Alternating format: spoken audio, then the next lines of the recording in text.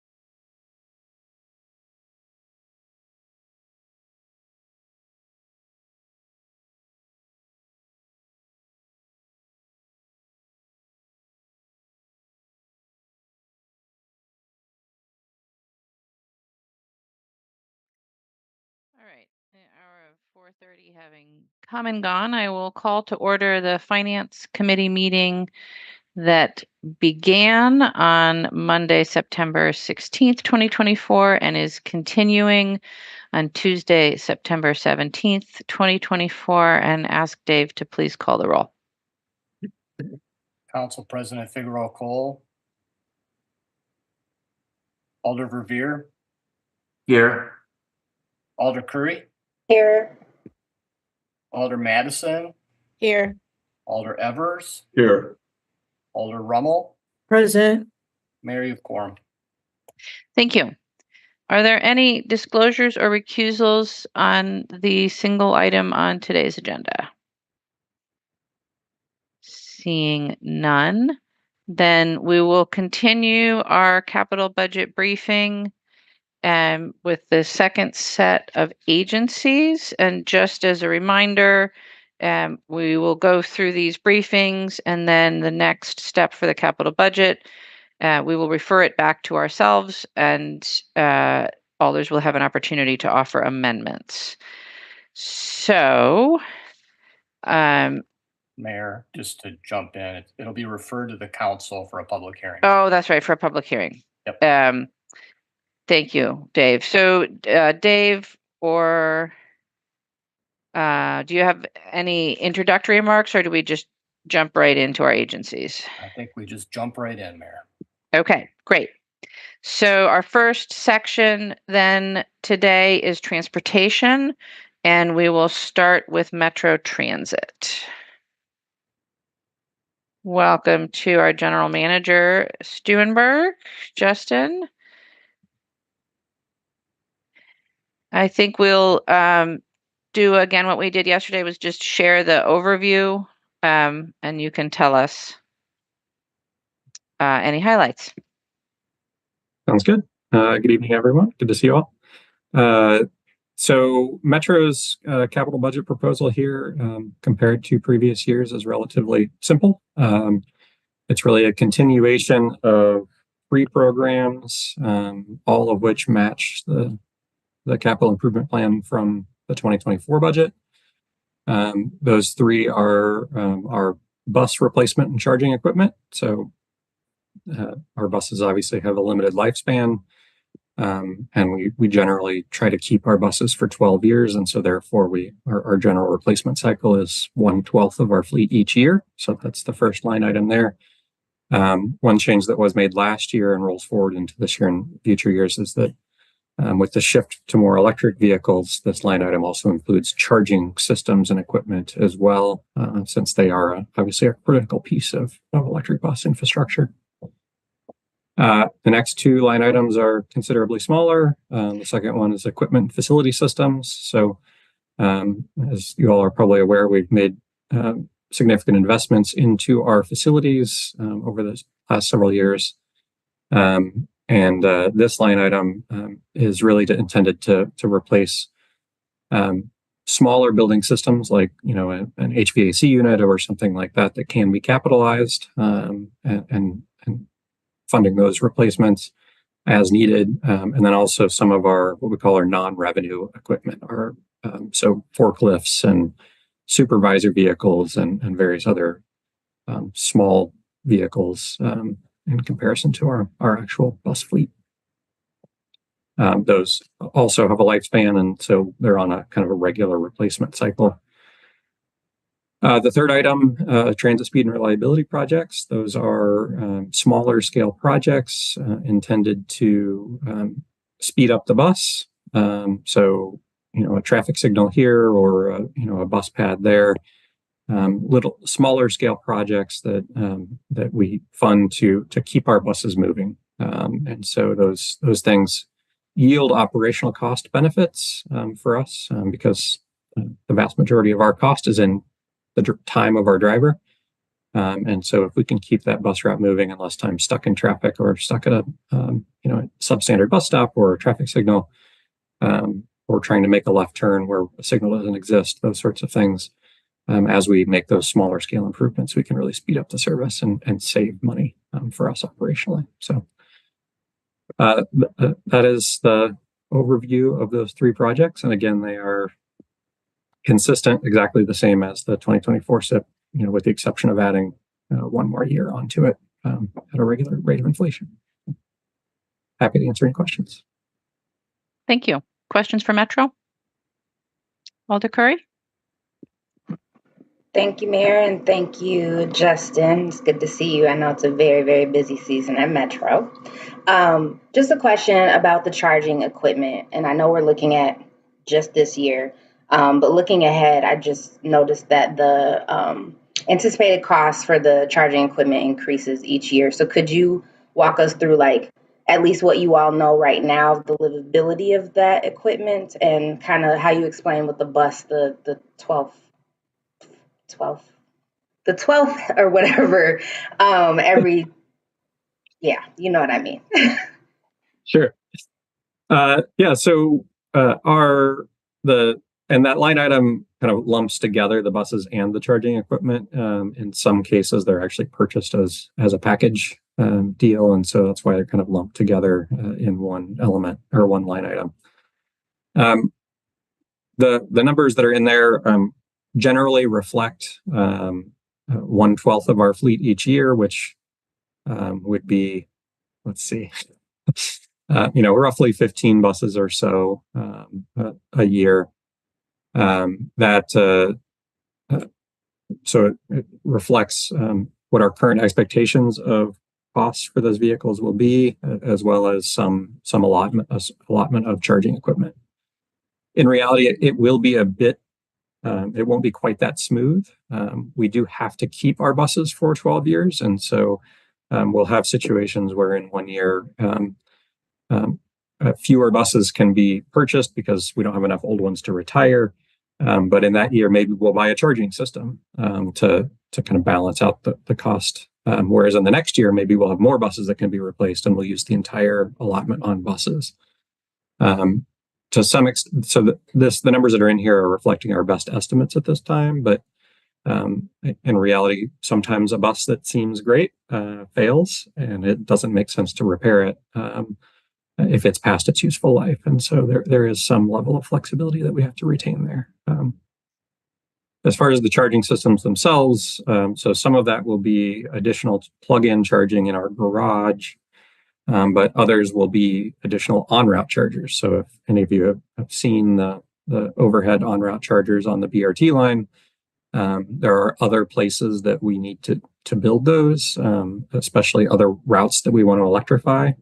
So, for example, on the north side, at the north end of the B route, we really want to put one there. So it will be, again, a little bit of a mix and match of the investment will depend a little bit on the year, the cost of that charging system, the cost of the buses that we need to replace, and various other factors.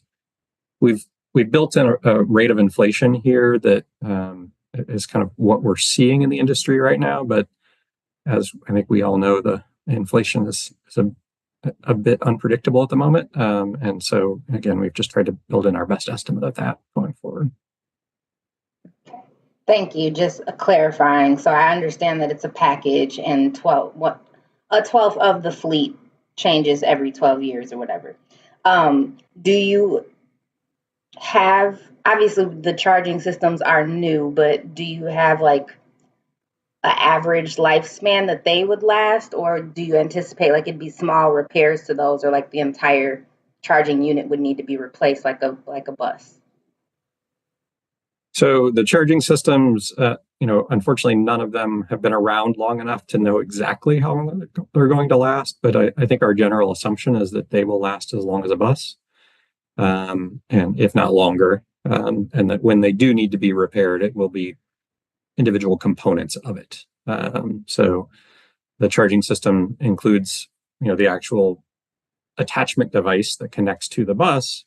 That's one component that likely will need to be replaced more often.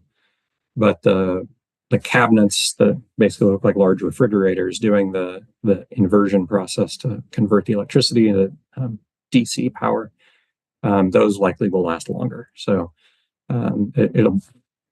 we don't expect to have to replace the entire system all at once. It will be pieces here and there going forward. Okay, thank you so much. Thank you, Alder. Alder Evers? Thank you, Mayor. Justin, please review for us the calculus in the decision made to purchase electric buses versus diesel buses, and what the relative costs were in doing so. And perhaps, I don't know if there's a way of what factored into that decision. Was some kind of environmental calculation also made regarding minimizing impacts, climate impacts, or the pollution impacts of another sort from the diesel fumes?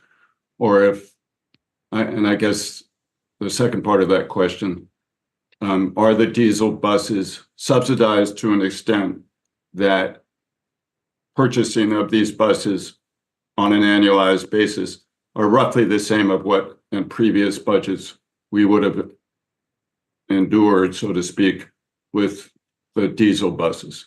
Make sense? Do these questions make sense? I think so. I guess let me know if I don't answer your question appropriately. So the first part, to reflect kind of the switch from diesel to electric, I think that is something that I think we've heard from the council, repeatedly over the years, and that's something that's important to at least many of you on the council. And so that is a switch that we've anticipated making for a while, and was kind of codified until the 2024 capital budget. I've kind of always said that the most efficient bus, the one with the biggest environmental benefits, is the one that people are using, not necessarily what fuel it uses. But I do think that the electric buses have a significant advantage especially when it comes to emissions at the local level. Obviously, having the buses be much more quiet, emitting less emissions at the local level is very important to our community and can yield a lot of benefits. Operationally, we do expect to see savings in our operating costs by lower fuel costs, as well as eventually lower maintenance costs. There's just fewer moving pieces. That will take a couple of years, I think, to fully manifest itself, just because right now we're buying new tools and doing new trainings and everything to get people trained up on the new equipment.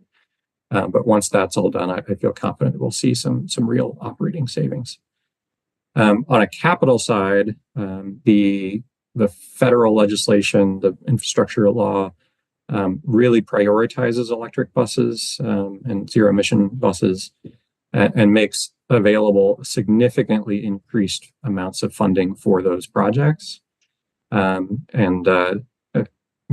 of the grant programs are competitive, but we've been very successful in getting those grants in the past. And ultimately, those competitive grant programs are really only for electric buses at this point. It's almost impossible to get the competitive grants for the diesels. So our assumption in this budget is that there will be some success in our some of those competitive grant proposals in future years, and that will factor into our ultimate purchase decision. So, but ultimately, assuming some success with those grants, again, which we have been in the past, and I think we will continue to be, the local share of the purchase is comparable to what it would have been with diesel buses in the past, just because of, even though the costs are higher, but the federal grants are larger as well. So that's compensating for it. I appreciate that. Yeah, Justin, that does help answer the question. And I think it's important to underscore that, because one of the unfounded criticisms that I've seen in letters to the editor or letters to all alders regarding the referendum is the first place we should cut are the electric buses. And it seems to me that what you've stated here is that this is not what is driving, clearly is not an issue. In fact, on the operating side of things, this will save money in the future. So I appreciate that. Thank you. Yep. Thank you, Alder Rummel. Thank you, Mayor, and thank you, Justin, for you and your team's work. I know you probably wish you were doing something else and getting poked at by alders, but here we are.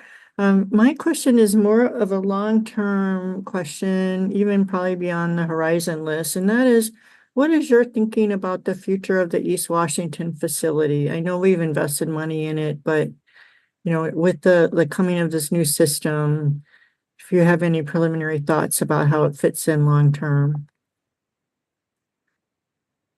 Yeah, so we've made significant improvements and investments in the East Washington facility. And we have one more phase to go, which is just about to kickstart, which was, again, in previous year budgets. I think those investments are intended to, extend the lifespan of this facility by 30 plus years. The facility was originally built in the early 80s, and it wasn't really, this renovation process started just before I got here in kind of 2018, 2019 period. And so, we fully expect to get another 30 to 40 years out of the building with the investments that we're making right now. I guess I continue to see a future for it here. In 30 plus years, maybe we'll reconsider whether it makes sense to invest here again versus a different facility. But I don't see any reason to shift anytime in the near, in the next couple decades. The great placement of where all the, I don't know, just I guess I should say that I do hear from like the development community. They think that's a great spot for something different. And I always say, no, we're investing for buses. So any more that you would say about why it's in a good location now would be appreciated. Sure. Yeah, I think there's pluses and minuses to any location. And I do think that being close to downtown does have a lot of advantages in terms of the kind of our morning or especially our afternoon routes that pull out and kind of want to start downtown and extend and go out to the periphery of the cities. And so that really reduces our what we call deadhead. So the miles that we basically just spent trying to get to our starting location, and not really in service. And so I think there are some significant benefits of being where we are in respect to that. But yeah, I think the biggest thing is that we've made this, substantial investment in the building at this point, and one that would be very difficult to recoup, even in a development scenario where we move somewhere else. So I think it's a good location, and it continues to serve our needs well. Thank you. Thank you all there. I will point out that when we made the decision to invest in the Ingersoll facility, we did actually run the numbers and the cost benefit to the city of investing there versus selling that site for development and investing in a different place. And the numbers were in favor of investing there.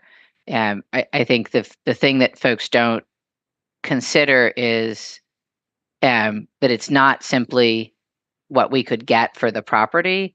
It's the cost of finding another site that would be appropriate for a second metro facility. And obviously we were lucky to find the site at Hanson. Finding yet another one, I think could be both difficult and expensive. So there's a lot of factors that go into that decision. Are there any other questions for Metro Transit? If not, thank you, Justin. And we will go on to parking.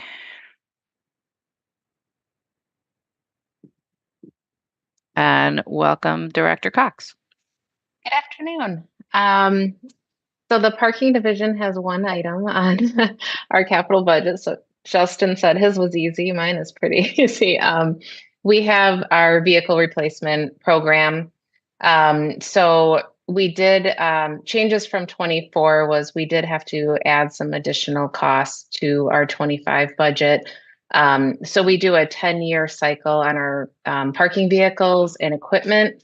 And we had some vehicles come up that just we couldn't, the maintenance was becoming too high cost. So we are going to be replacing it. So we did add money there. And then the only other change was we had money left in the funding for the PEO technology equipment for radios and computers. We were actually able to complete that project, so we no longer needed that additional funding. And then we did add for 2030, just as we go through our replacement plan, we did add cost in 2030 for the replacement of those vehicles. Questions for parking? Going once. Alder Revere.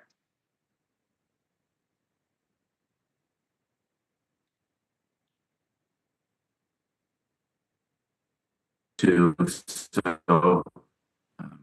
I appreciate you reaching out and probably wanting to chat offline about at least one of the questions I was prepared to ask you, but I'll ask it anyway if you don't mind. So speaking of technology, I just wanted to ask you for quick updates about two issues downtown. One is the elevator repairs for the Wilson Street garage that obviously have taken a very, very long time. And secondly, potential of adding equipment to the Wilson Street lot. Sure. So the elevator repair is still moving forward. That is proprietary equipment. So it's we're actually going to be working hopefully on a new service contract with that vendor so we can have the repairs done more efficiently. They did try to do a smaller repair. It did not work. So now we have to do a full repair on that elevator car. So anyone who has used the Wilson garage knows that one car has been out for a very long time.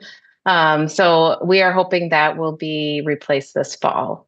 So we are working through that right now. And then for the update on the Wilson lot and just the technology piece, I do have an option that we can look at to do a pilot or a trial of a pay by app and a mini kiosk that our vendor wants us to try out. So that was what I was going to reach out to you about and discuss with you. But we do have some options available.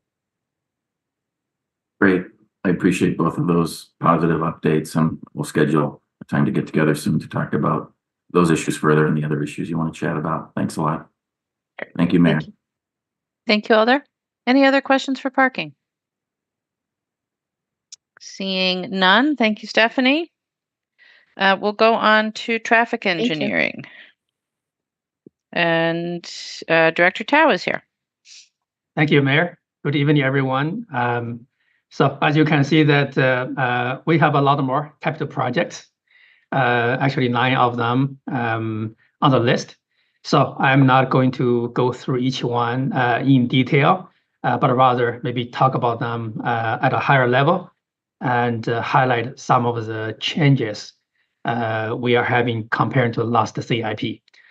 And for the dollar amounts, from the chart, you can see that we are seeing more capital projects for the next few years compared to what we planned for the last CIP.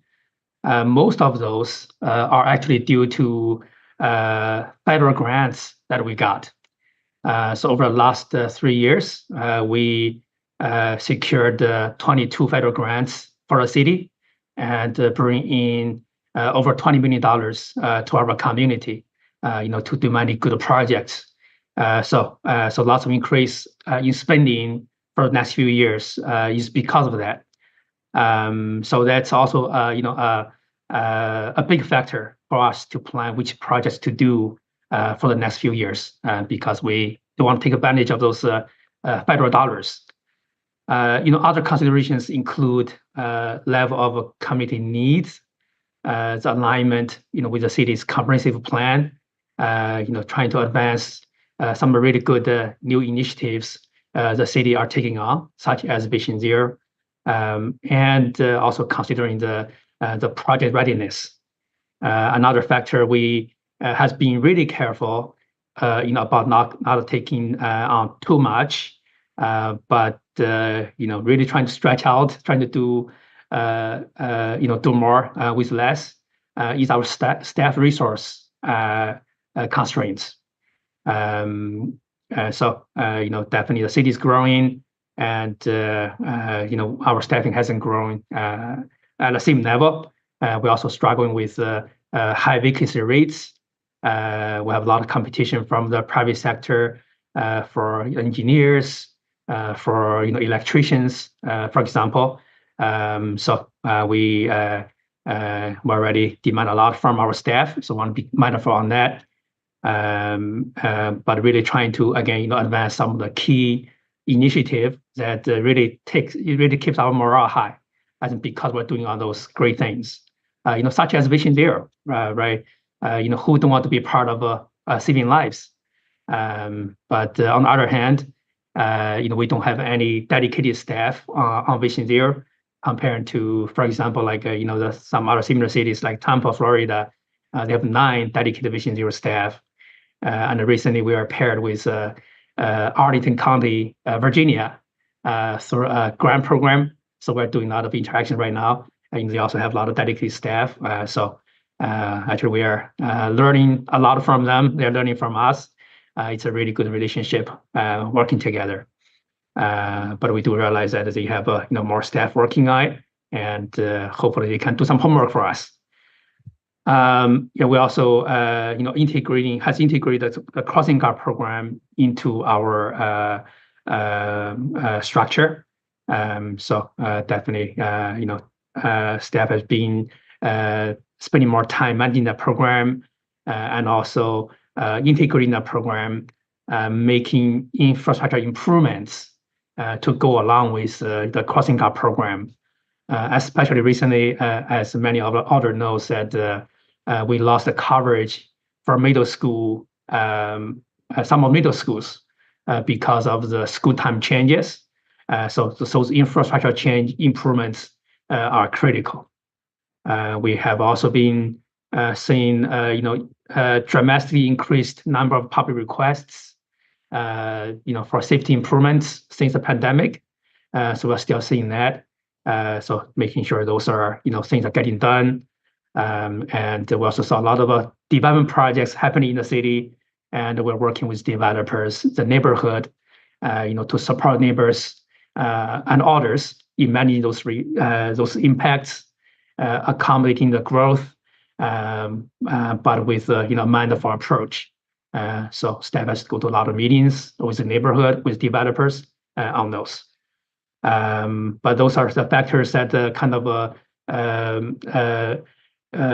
that we considered in developing the list of 9 programs and projects to tackle for the next few years.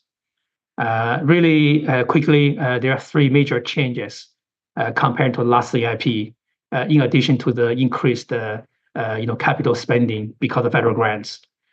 So the first one is we reduced the general fund borrowing for the Safe Streets Madison program. That's mostly because that we have to deliver the $6.6 million federal grants that we received, which was already built into the previous budget cycles.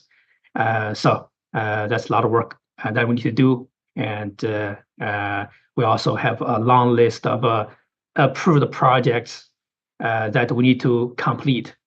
So reduce the dollar amount for our Safe Streets program from a city's funding portion. We are also advancing $1.2 million from 2029 to 2027 for the radio communication program. We have a contract that will end by the end of 2026 with a vendor. We started to talk with them on how that looks like, and there's going to be some spending that we need to do in 2027. So that's why we are moving the money from 29 to 2027. Finally, you see a bigger increase, for our traffic signal installation program.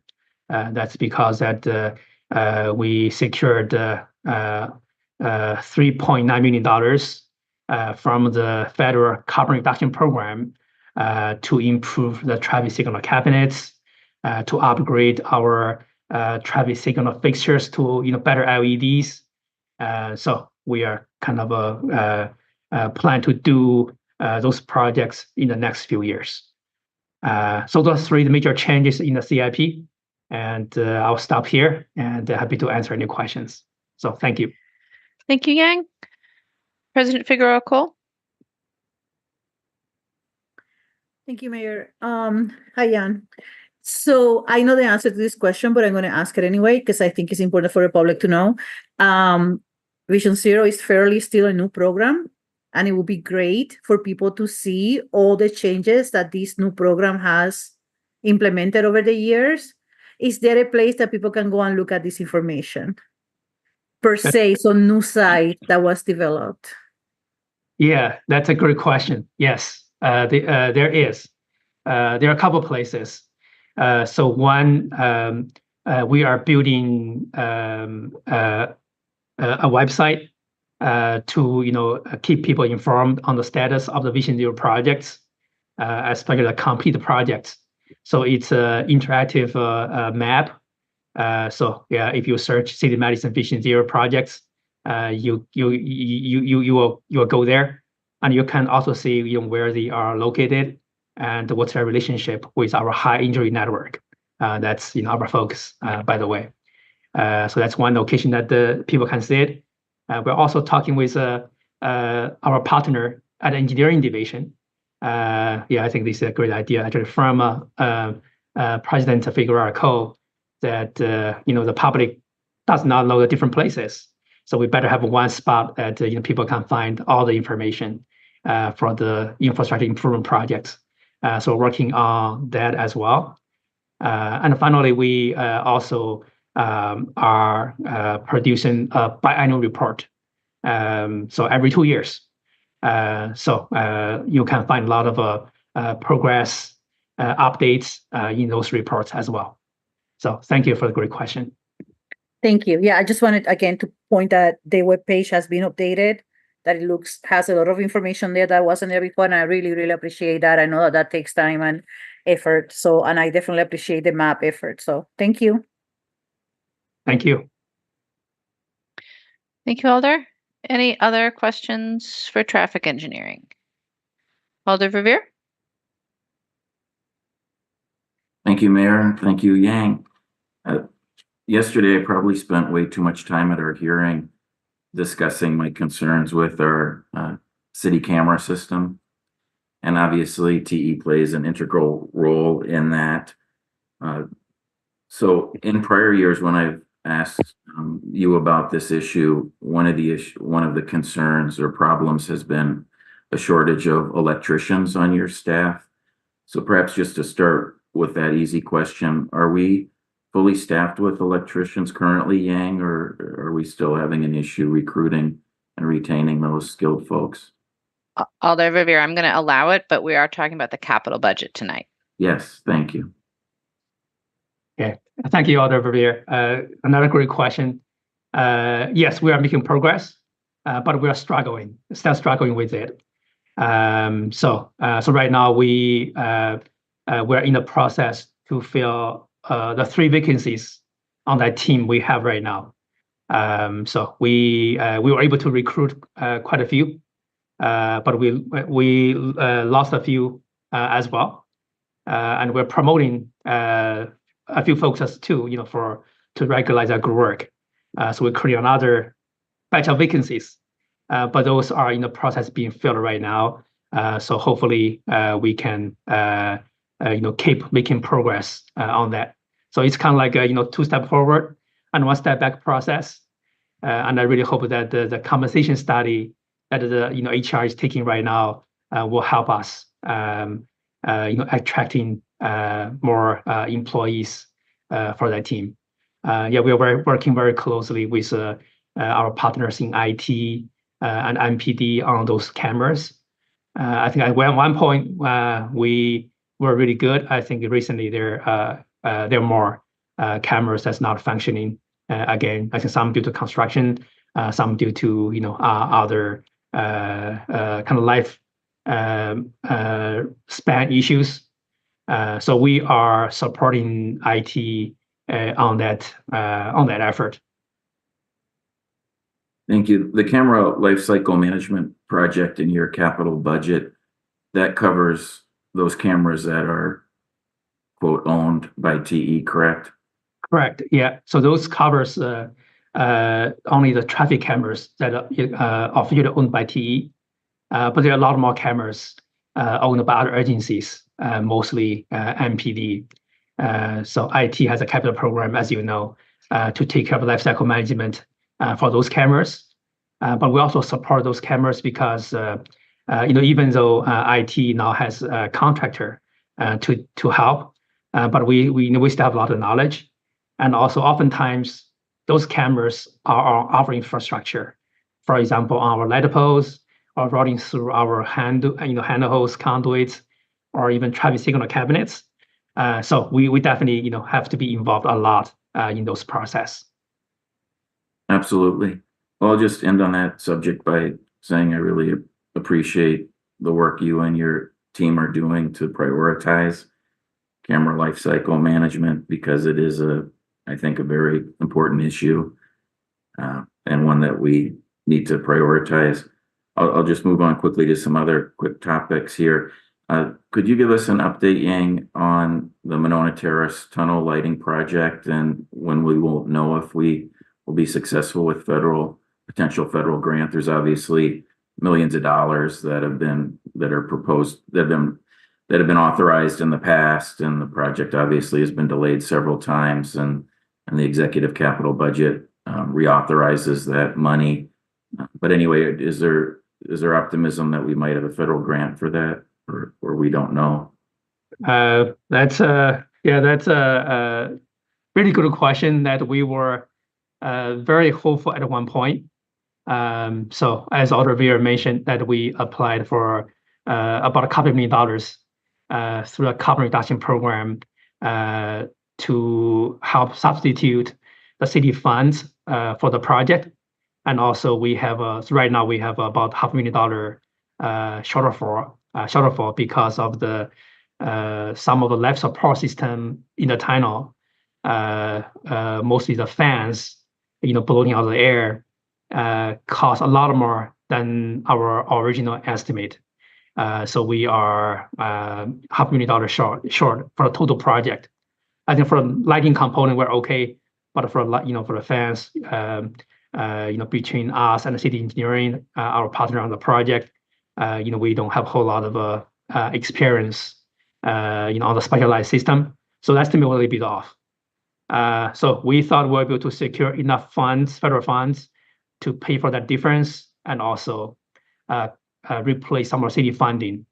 But in the end, we were told by the state that the program was set up in a way that connecting highway is not qualified. Unfortunately, Manona Drive is a part of the state's connecting highway system. So even though the project runs pretty high with staff, the financial structure determines that they will not be able to fund the project. So we received that news recently, and we're trying to kind of work with them. And I want to thank the mayor's office for all the help on that. And so there's still, I think we are still thinking about maybe trying again next year, maybe trying to work with WeStart for them, ask them to change the funding source for the program so that connecting highways are eligible for the program. But we're really not sure how much chance there is. So there may be a chance that we may have to ask for more city funds so we can complete the project. So right now we're thinking about doing it in 2025. And hopefully we get if we apply early next year for the next year's program, hopefully we can get the federal funds to help us. But I would say the chances are not that good, from this year's experience. But we haven't totally given up on that yet. Thank you. So with that said, Yang, does that mean that the lighting project that we've obviously talked about for years is delayed until at least perhaps summer of next year? Or when do you think the earliest potential construction start might be? Yeah, so right now it's planned for 2025 construction. So we hope that maybe you can still keep on schedule. But if we cannot resolve the budget shortfall issues either by federal grant or by city funding, we may have to push it to 2026. Okay, thank you. Yeah. And last topic, speaking of federal funding and your news about the traffic signal modernization and the assistance we're receiving there. Does that, and you mentioned cabinetry and so forth and electronics, does that also include the actual pole infrastructures? And I'll just quickly explain the reason I ask is many of the poles downtown are in very bad shape, aesthetically speaking. And Parks Division Mall Maintenance has done a great job painting headlights in the mall maintenance area, but the area lights and traffic signal poles are obviously your jurisdiction, and the difference is night and day when you're, say, on State Street. I'll give you one quick example of the traffic signal poles at State and West Johnson. Will we see those poles being changed out as well with this federal grant, or only the cabinetry? No, so this grant only covers the cabinets, the controllers, which are the kind of the brains of the system. The computers inside. This does not include the poles. However, though, by getting the federal dollars to do the cabinets, the controllers, and also actually the LED, the signal indications themselves, we'll be able to free up more city funds to take care of other needs. So yeah, we can definitely look at the downtown area and to see, what pole replacements that needs to be done. We do make a big effort right now on the pedestal lights, as you mentioned, and we also had a better, better batch of poles from many years ago, and lots of those are being replaced. Again, I guess the short answer is no. It does not. The federal funding doesn't cover that, but hopefully, since we don't have to spend the city funds on those things anymore, hopefully we can have more funds to do the pole replacements as well. I appreciate that. It's some paint might do a world of good, frankly, on the traffic signal poles and the area light poles downtown. But anyway, thanks very much, Yang. Thank you, Mayor. Thank you, Alder. Other questions for traffic engineering? Seeing none, thank you, Yang. And we'll move on to transportation.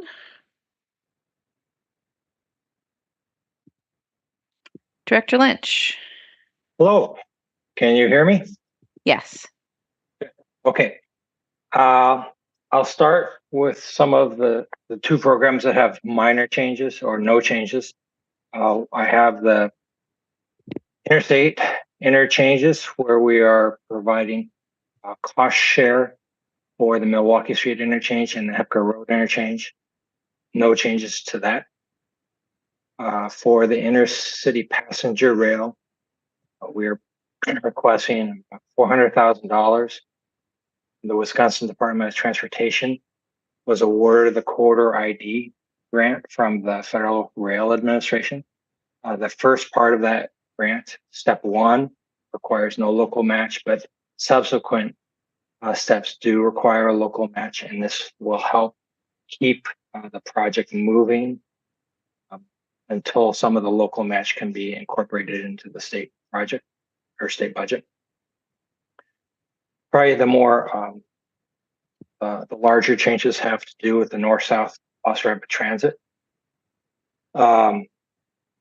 So in the north-south bus rapid transit, the TID funding for 2025 was changed from borrowing to increment, and it was increased 6.2 million as compared to the 2024 SIP. Basically, the TID 51 plan, which has all these expenditures anticipated with the plan, included more items associated with the reconstruction of Park Street, as well as the bus rapid transit. And so we just captured what was already in the TID 51 plan in this budget. The $10 million of state funding has been changed to $40 million of unsecured federal funding. Right now, we are still kind of in negotiations with the Wisconsin Department of Transportation as to how much of Park Street will be reconstructed and what their contribution will be. We do think it will be easier for them to provide federal funding rather than state funding. The exact amount is probably will be determined this fall. The federal funding includes $118 million of a small starts grant we were recommended for in March of 2024 from the Federal Transit Administration.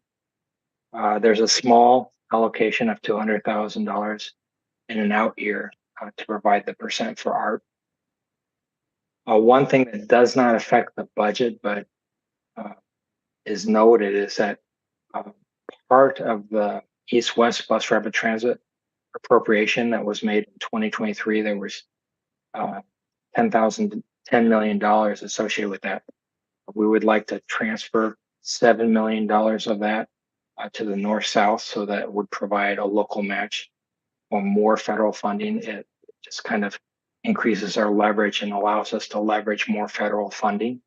The remaining $3 million either is being used on small items on the east-west or being held in reserve for some railroad improvements on University. So the total project cost for the north-south BRT, including the $7 million being transferred from east-west, would be right around $200 million. There's more explanation of that, a few pages in on the north-south bus rapid transit page. But right now, I think I've summarized the key parts of the transportation budget, and I can answer questions. Thank you, Tom. Questions for transportation? Going once, Alder Revere. Thank you, Mayor. Thank you, Tom. Tom, on the issue of intercity passenger rail, something that has excited a lot of folks, obviously, in the community. I had a good conversation recently with Liz where she updated me on where things are at with our study. Do you have more information you could share for all of us tonight as to the timing of when the report might be made public and be referred to the Transportation Commission and I'm guessing the Common Council for acceptance? Yeah, it's our intent to have some of that out by early fall, but we have another thing that's happening in the early fall as well. And so most of our, staff resources have been just devoted to the launch of the East-West BRT. And so as soon as we get that thing up and running, then Liz will be able to interact a little bit with our consultants. I anticipate we'll be able to release that this fall, probably late fall. I want to, though, kind of clarify, we have our part, which is the location of the station study, but then Wisconsin Department of Transportation has their part, which has to do with some service planning. And so both of them are kind of part restoring passenger rail to Madison. Yes, thank you for the reminder. And then on the $400,000 in the executive capital budget for the local match, could you just elaborate a little further? Is that simply a direct contribution to WISTOT, or is that taking into account and assuming our time on the work we're doing here in-house? Or exactly what is the $400,000 used for, please? Yeah, we anticipate it may be needed to keep design and planning services going. We have requested that Wisconsin Department of Transportation include a rather large amount, millions of dollars in their state budget. And, we all know the state budget cycle is kind of a 2-year process where, the governor releases his budget and then it gets approved. And it's a relatively long process that, could take literally a year beyond right now. So what this does is this would allow, if needed, the engineers from putting their pencils down and just waiting until the state budget is passed. The city of Madison has requested that Wisconsin DOT and the state put a much larger amount of local match in their state budget, and we do anticipate that will be available, when the state budget is passed, or we're hopeful that it will be available when the state budget is passed, perhaps about a year from now.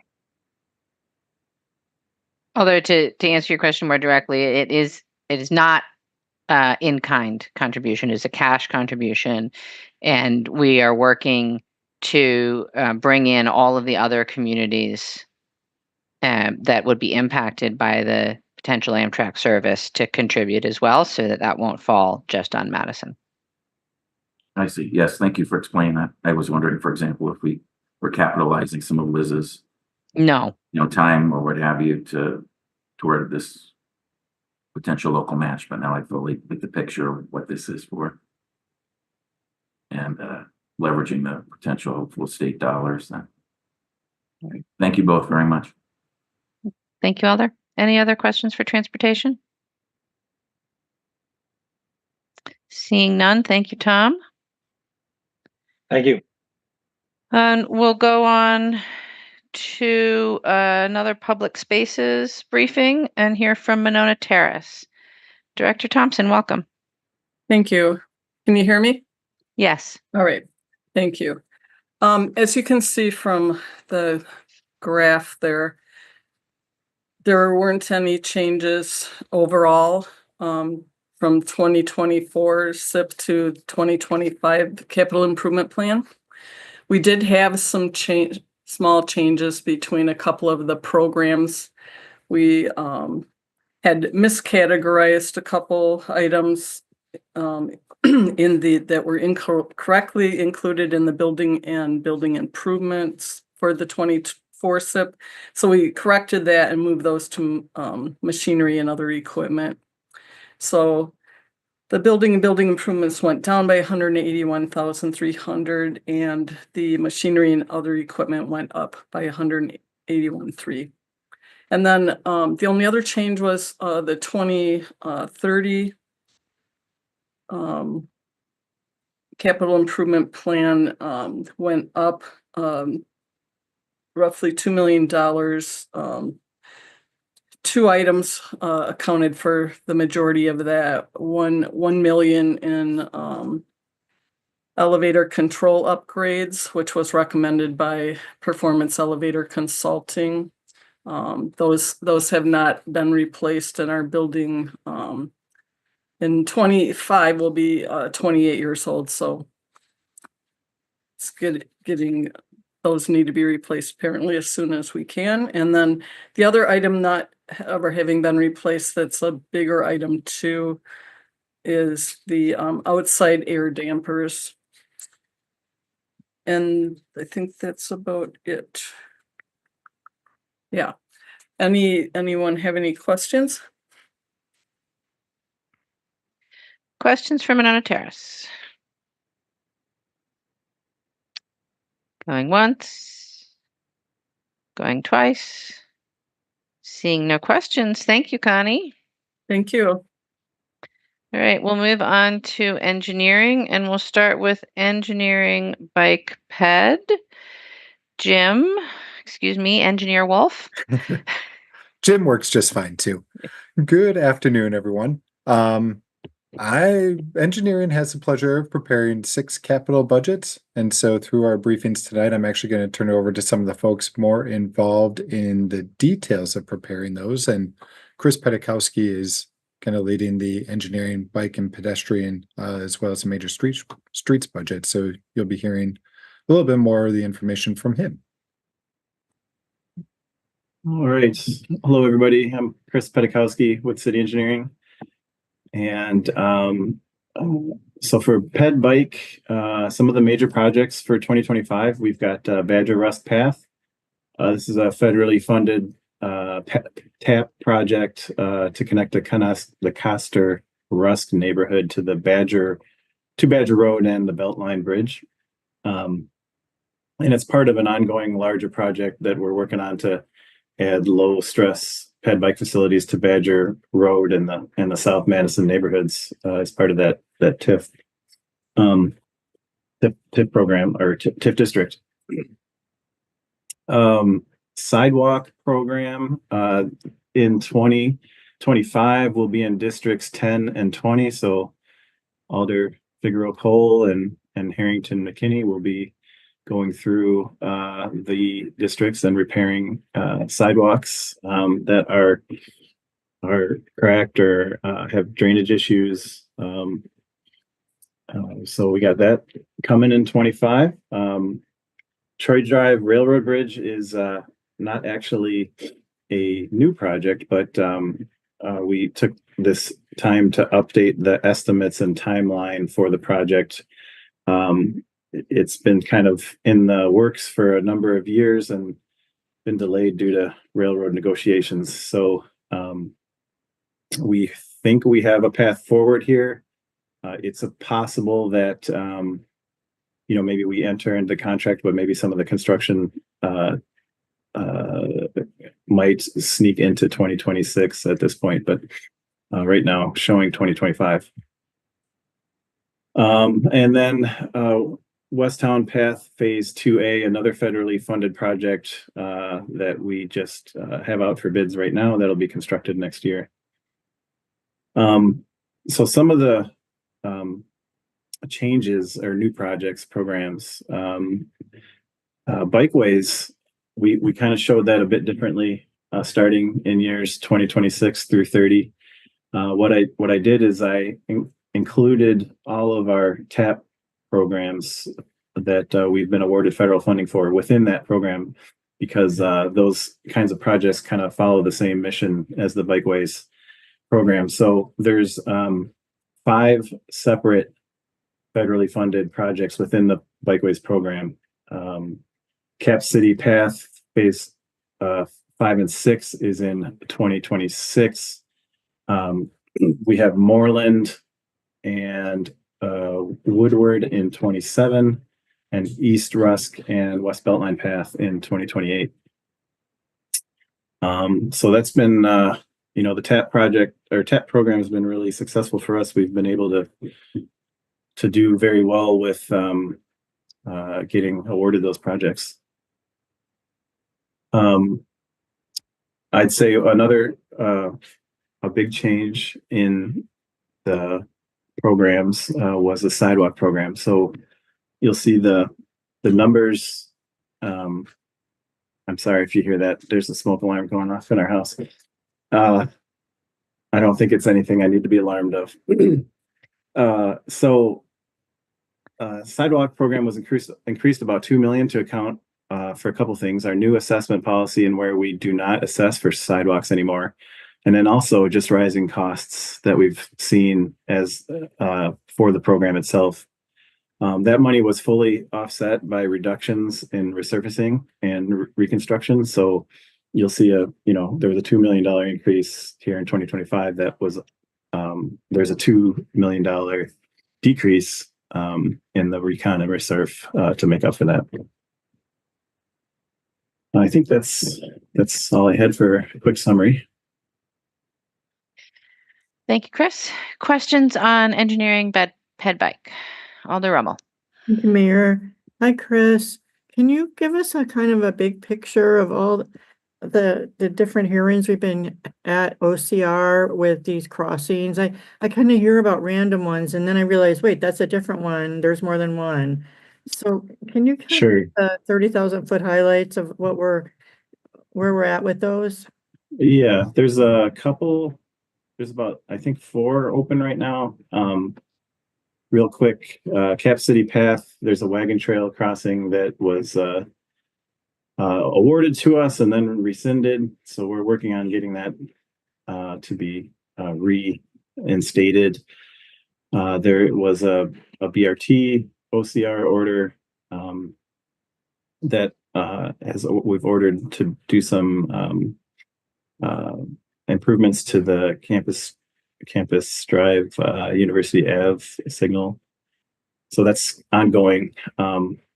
Powers Avenue, the railroad has requested a closure of that street, and we just had a hearing last week on that and waiting a decision from the commissioner. And there's Cannonball Path that we received our decision on, that we were denied our 2 crossings that we requested for Cannonball Path. So we are currently working on an alternate design for that street. So there's, I think, 4 going on right now. Could you send us a memo just sort of outlining what's going on so alders Sure. can sort of have a clue? Sure, no problem. Yeah, I follow the railroads, so their evil power over us. Thank you. Thank you, Alder. Are there other questions on engineering ped bike? Alder Verbeer.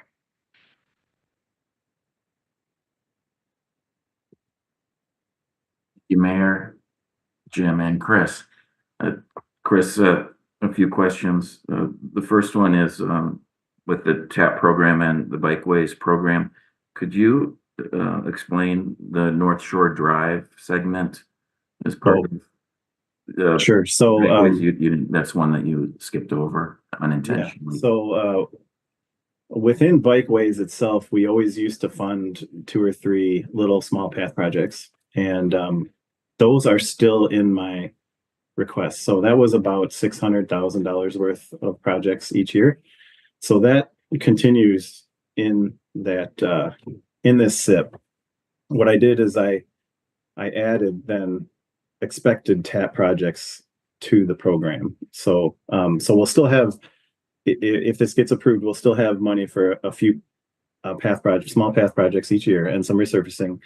And next year we are looking at North Shore Path as part of the regular Bikeways program money. We also have some resurfacing, I think, Marlboro Park. And let's see, I can pull this up real quick.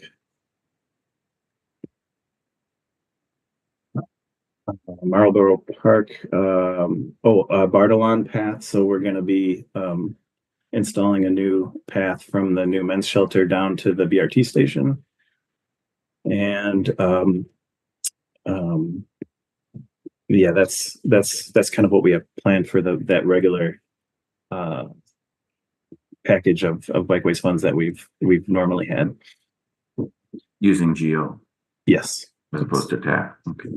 Yes. And then further on TAP, could you please share an update on the West Main Street Bike Boulevard project that's been underway in phases for many years now, it seems? And if we made any progress with the railroad on that thing? The TAP project itself is complete. That funded the new crossing at ProudFit, and we are still looking to include the stretch from ProudFit up to I think Fairchild. Yeah, to try to include that with the resurfacing program when that street scores well enough to be in the resurfacing program is kind of our plan right now. We could look at a future bikeways year or even a TAP program to pay for the whole thing, but that would have to wait then.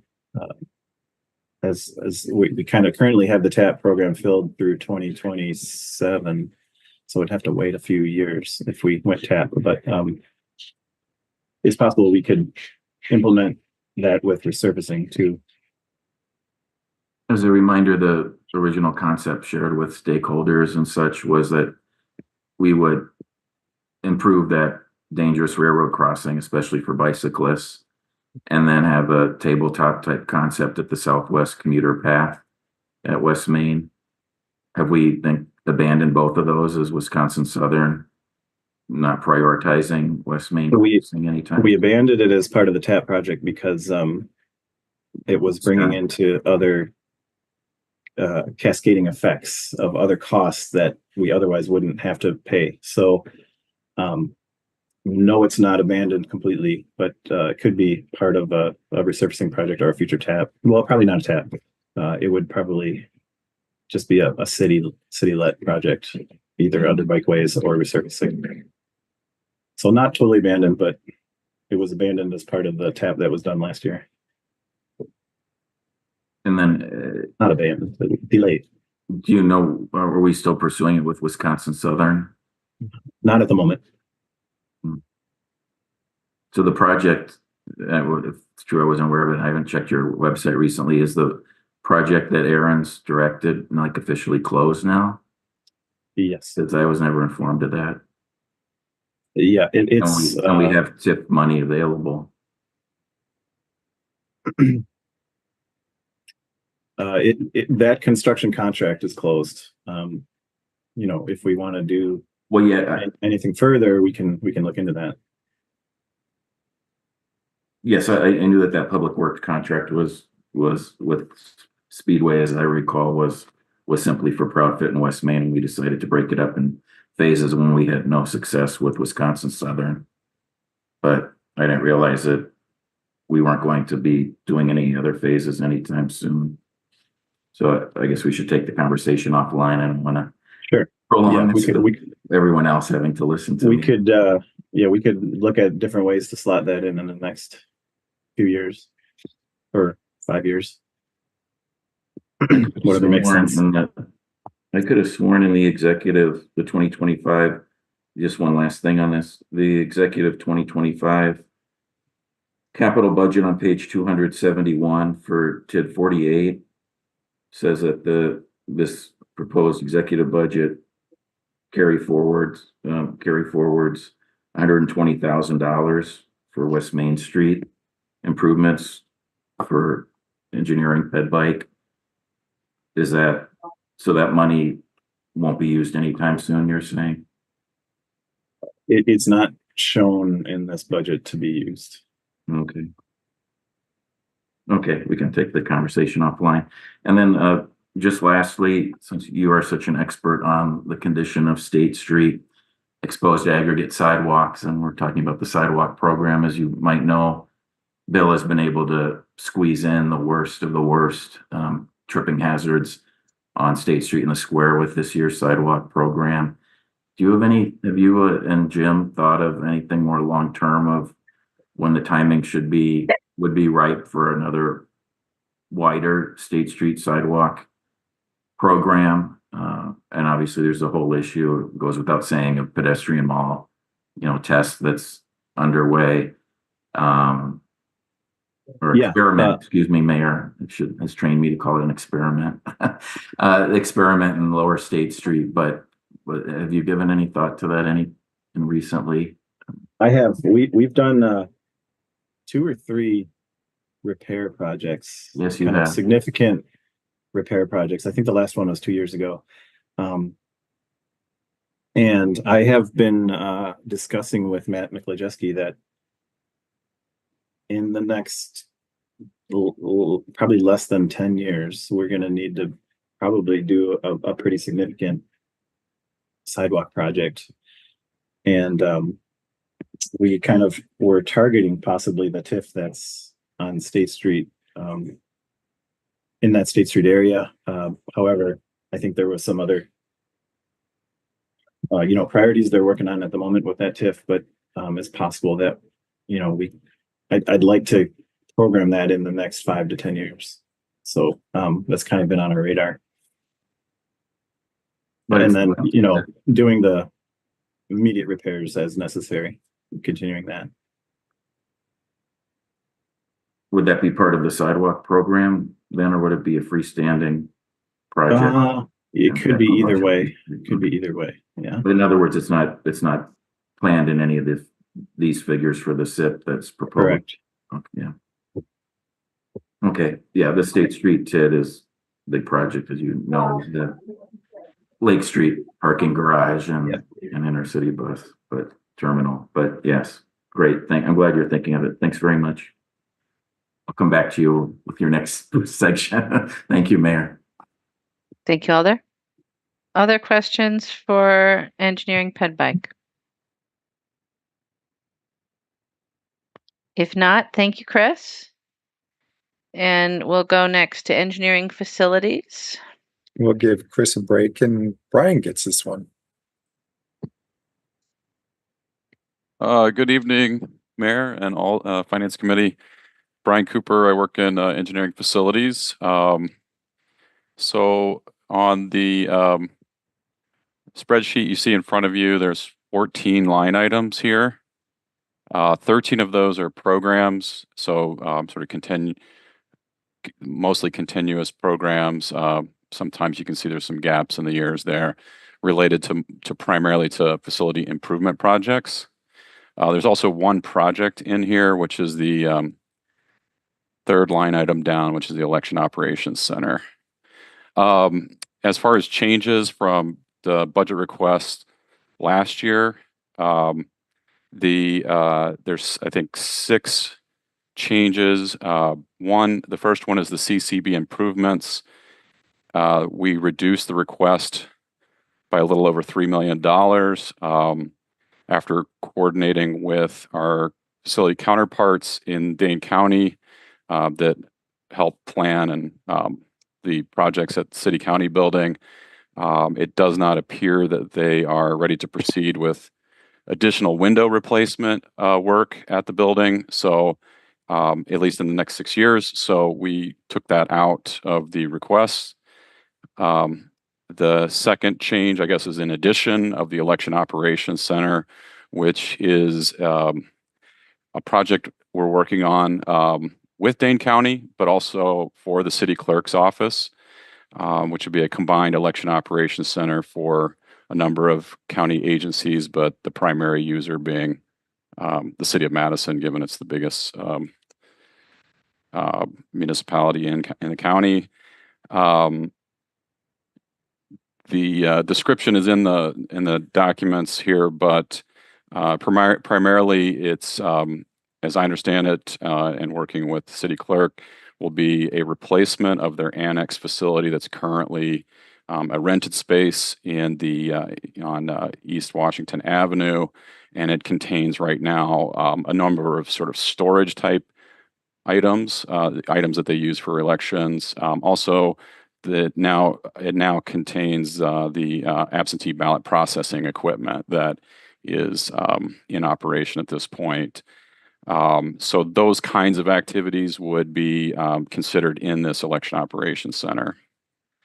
Third item, I should say, the fourth item down is the electric vehicle charging infrastructure. We significantly reduced this, given some certainty around the fact that it's unlikely we will see the sort of required level 3 charging that we would need if we were to attempt to charge heavy duty vehicles. So vehicles like snow plows, garbage trucks, back trucks, those kinds of vehicles. Working with our partners in fleet, it appears that those are a little bit outside the horizon of the 6-year SIP here, and we won't necessarily need to proceed with the major electrical infrastructure work that we thought we might need to do a year ago.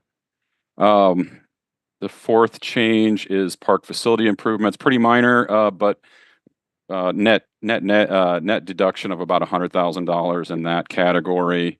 Moved a project into the 2026 year for improvement at Normal Hall. And fifth one down is the reserve fund to maintain temporary shelter facilities.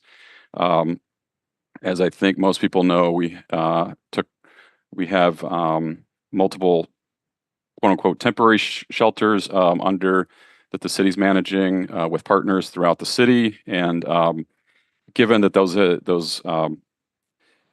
primarily the lease at the family shelter at Carmenta has been extended through 2028, we have put some funding in there to both address a known elevator issue there that should be addressed if we're going to be there for an additional 4 years, and also just anticipating the possibility that there may be some other improvement work that we might need to do throughout all the facilities that we still have under the heading of temporary. And then lastly, streets facility improvements increased primarily in 2025 because unfortunately we discovered there was issue with a degradation of the sprinkler system material there that we need to replace. And there's really not an option to kind of keep it operating as is. And also in the out years, we increased due to just some of the inflationary elements we're seeing associated with primarily around mechanical and electrical type equipment that we need to address in those facilities in the future years. So I think that kind of covers the major summary of the facilities list here, and open to questions at this point. Thank you, Brian. Questions for facilities? Going once. Going twice. Seeing no questions for facilities. Thank you, Brian. Thank you. You're welcome. And we'll go on to engineering major streets. I suspect we're back to Chris. We sure are. All right. Hello, everybody. So major streets, our big biggie is John Nolan Drive. That is anticipated to start in the fall of 2025. We'll be rebuilding the 3 causeway bridges and adding 3 new ped bike bridges, as well as reconfiguring the Broome and the North Shore Street intersections with John Nolan Drive. So really exciting project. We have a little over 40 million in federal funds on that one. That doesn't quite show up in this because it doesn't pass through our finances. We just get an invoice for the local share, but So that's an exciting project starting, working very hard on keeping that on schedule. Some other major projects we have, High Point and Pleasant View. Those are the 2025 costs for those projects are real estate costs to secure the right of way for those projects for later construction years. And then in Regent Street, it's another new project that's pretty major for us that we are proposing from Randall to Park Street, which would reconstruct Regent. And 2025 costs are design costs there, and then construction for 2026. And then the rest of 2025 is mainly continuing our Reconstruct Streets program and resurfacing program. New projects, I mentioned Regent Street already, will be reconstructing. There's a very large storm sewer that is nearing the end of its service life that needs to be replaced. So we will, the first step is we'll be doing a corridor study in the near future to get a good idea of the design that we want it to be restored with, and then hopefully construct in 26. Another new project that we added was Perry Street overpass at the end of the SIP. That's a new project that's kind of been on our radar for a long time with various committees, even way back to the Long Range Transportation Committee. I remember talking to them about it. Excited to get going on that. We also have some design monies that's in the transportation budget to work on that one. But to start working on the design, and then we put some the local share estimate in our 2030 estimate. So we had a couple, I'd say, significant changes to some projects. High Point Raymond is one where there's been a new private development plat in that area, and we are advancing one of our streets to match the development construction timeline. And as luck would have it, we were able to obtain $2.4 million in federal funds to assist with that construction. So that turned out really, really timely. As I mentioned before, the 25 costs are real estate, and then 26 costs are construction for the High Point portion of that job. That will keep up with the Viridian development and keep traffic moving in a safe way throughout that area. Mineral Point, we had an increase in cost due to another large stormwater pipe that needs to be installed under that roadway. But again, we were lucky to obtain an additional $1.2 million in federal funds to assist with that work. And as I mentioned already, the resurfacing and reconstruction program had together $2 million funds reduced to move over to the sidewalk budget. Many of our projects have federal funding, and the budget and the timeline of those have become much, much more rigid as I've been working with WSDOT lately. So it's really important that they stay on schedule. It's kind of a use it or lose it in the year that you pick. There's not a lot of flexibility for any carryover funds there anymore. So so a lot of our timelines are, really contingent on that federal funding. And then they also, of course, almost all of our projects have stormwater, sanitary, and water components as well. So we've been trying to use our project prioritization tool to assist with lining those projects up so that we're getting the best bang for our buck on all those projects. That's all I had for presentation. Thank you, Chris. Alder Evers? Thank you, Mayor. Chris, with South Park, John Nolan Drive, and Regent over 2025 and 2026, all apparently under construction, are there some thoughts about how we're going to manage traffic? I'm just anticipating a lot of angry district and residents during this.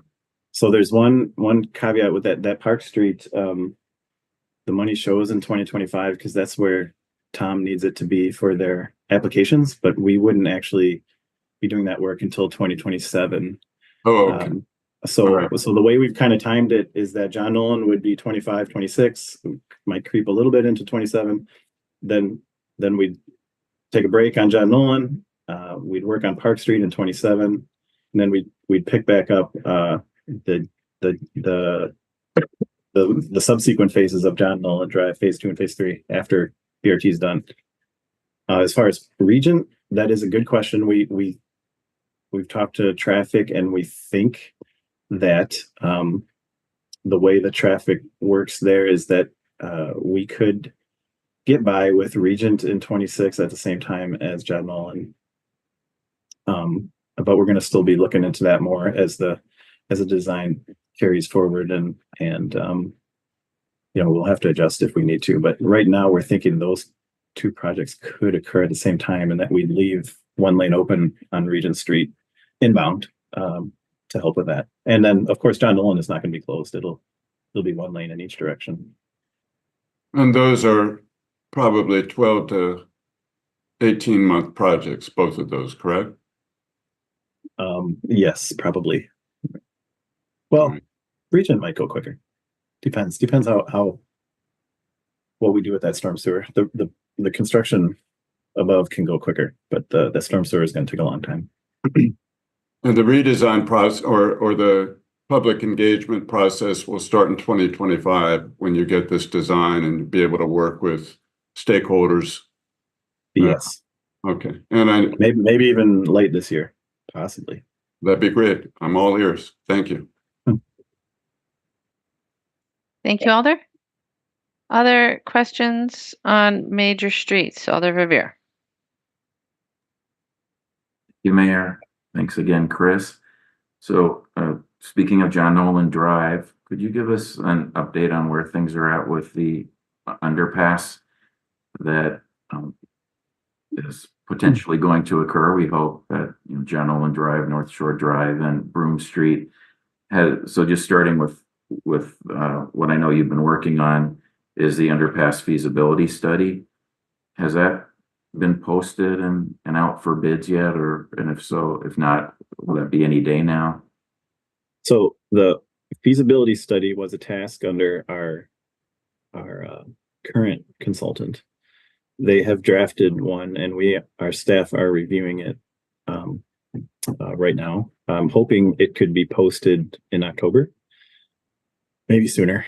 But so that's and then the next step would be an RFP for advancing that schematic design or conceptual design, and all the way through potentially, if authorized, a design construction contract, design for construction plans contract. So the idea is that the kind of the feasibility study, the first one is there as a resource for the folks bidding on the design and the further advancement of the concept.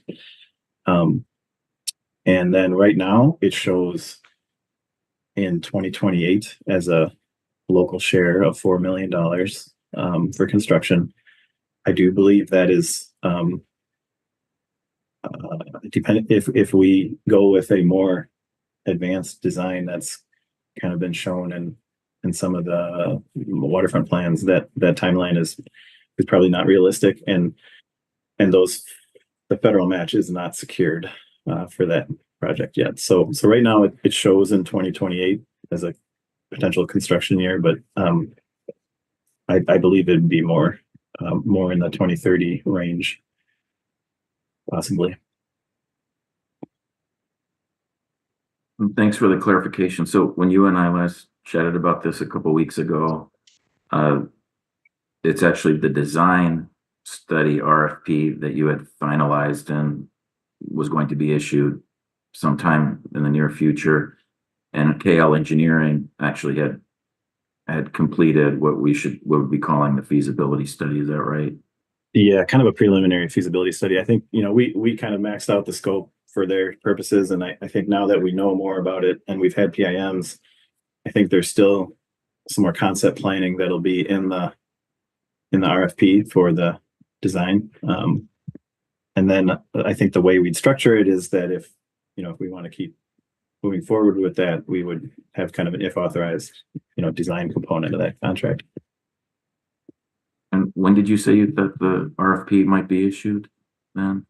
So shortly, hopefully after the feasibility study is posted. So I'm thinking it's possible in October, maybe late October. Would the feasibility study be discussed at the PIM that's scheduled for next month on the 23rd? We could. We didn't want to confuse folks too much, but we could certainly broach the subject and kind of give maybe executive summary of it. Well, I think it's at a minimum critical that you and Aaron, or whoever will be presenting KL, give an update on the underpass, because obviously a lot of voters are very interested in it and excited about it, and we should be realistic with them. Sure. Yeah. Could you send me at your convenience a copy of the draft RFP, just so I don't confuse it with anything else? And okay, thank you. So that's still a few weeks out at least. Yes. Doing that RFP. Alrighty. And then you anticipated my next question, is if you thought, I realize that the executive capital budget anticipates 2028 for an underpass, but you're saying tonight that you think that that's wholly unrealistic in terms of working with federal funding and WSDOT and so forth. Yes, unless something fell out of the sky.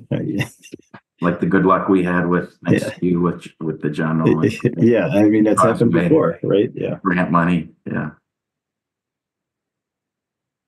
Okay, I appreciate that. Thank you. I'll have questions for Parks later about the integration of their exciting work with your work on that. Just moving on quickly, I noticed under reconstruction streets in the executive capital budget, Chris, that you include West Mifflin Plaza. And and since we were in that meeting recently, we know that the State Historical Society's work on the History Center is delayed now. So was that news that we received recently require, in your estimation, any sort of amendment for reconstruction streets? Or we could numbers. Yeah, we could push forward that to 2026. So that would be a potential capital budget amendment. Yeah, that was doesn't sound like 25 construction is likely anymore. No. Yeah. Okay, thank you. We can work on that together. All right. Thanks a lot again, Chris. Thank you, Mayor. Thank you, Alderfield.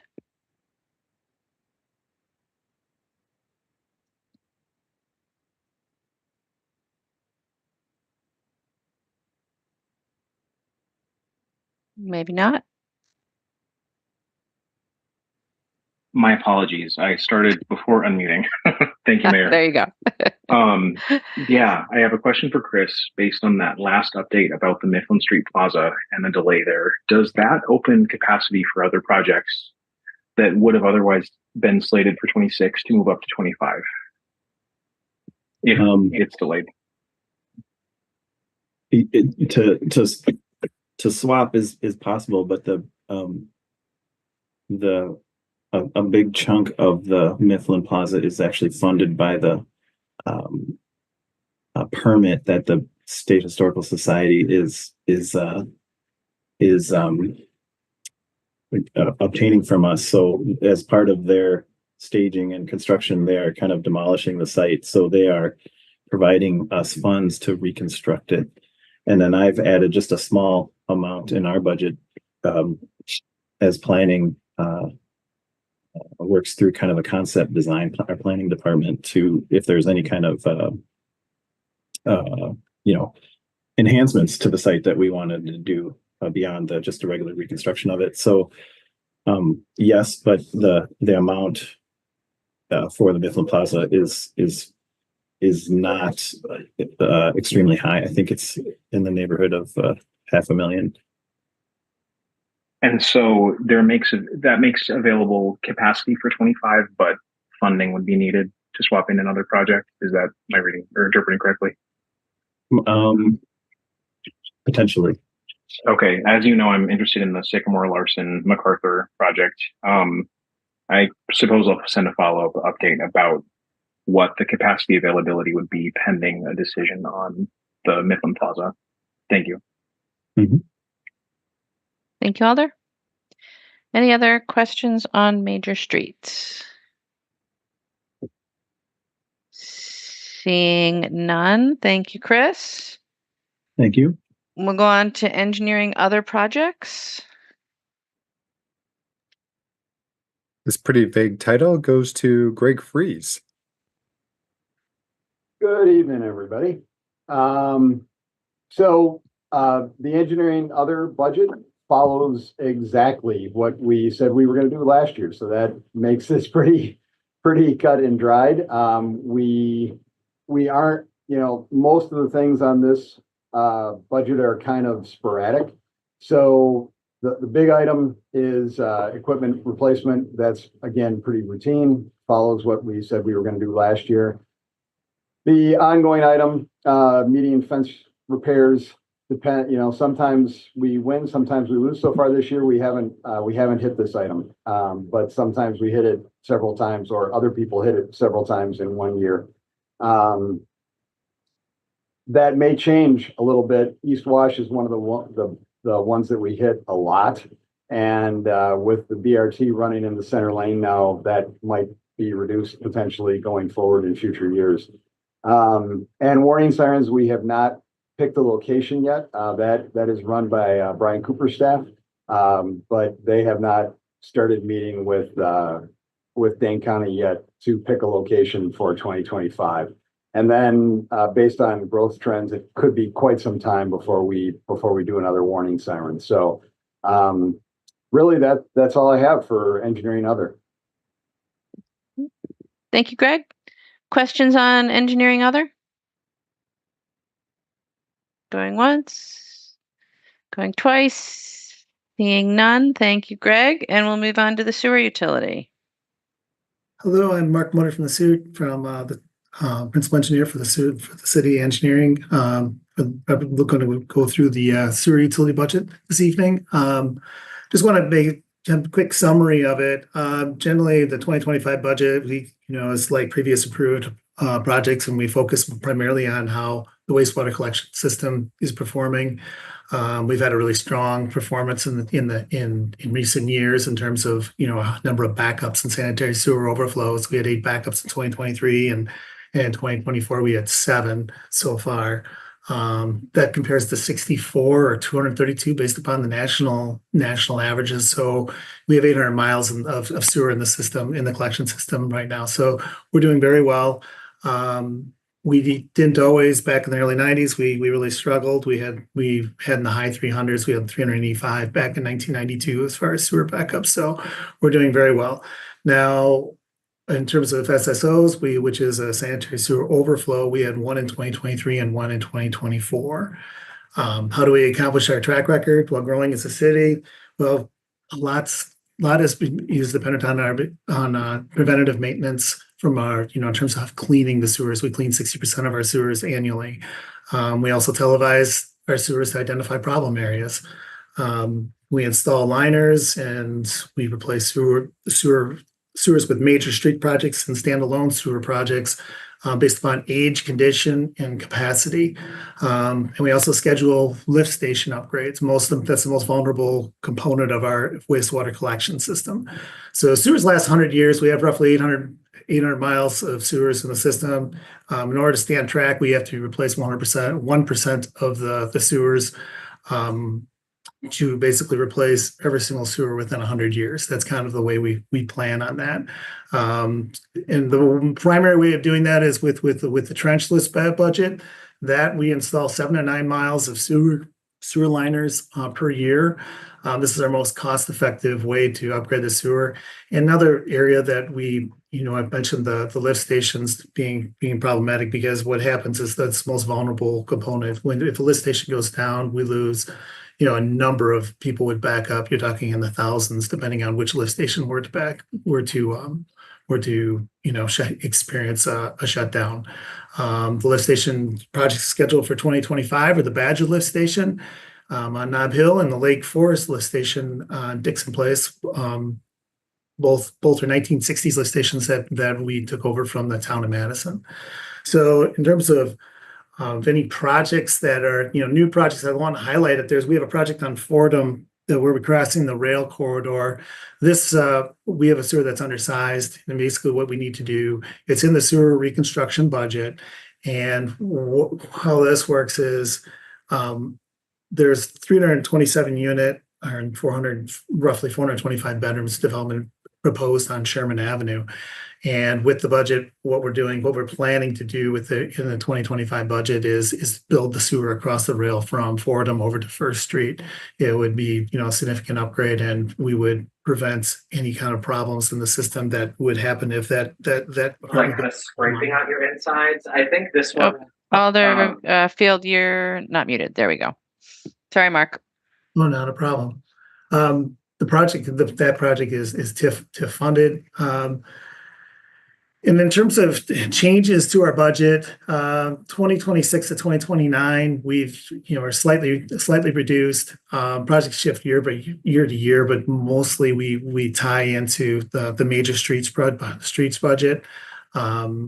We shifted funds from the 2025 major streets program to fund that lift station rehabilitation program and also sewer reconstruction. The sewer reconstruction project being that Fordham Avenue project, and the lift station being Badger and Lake Forest, those two lift stations.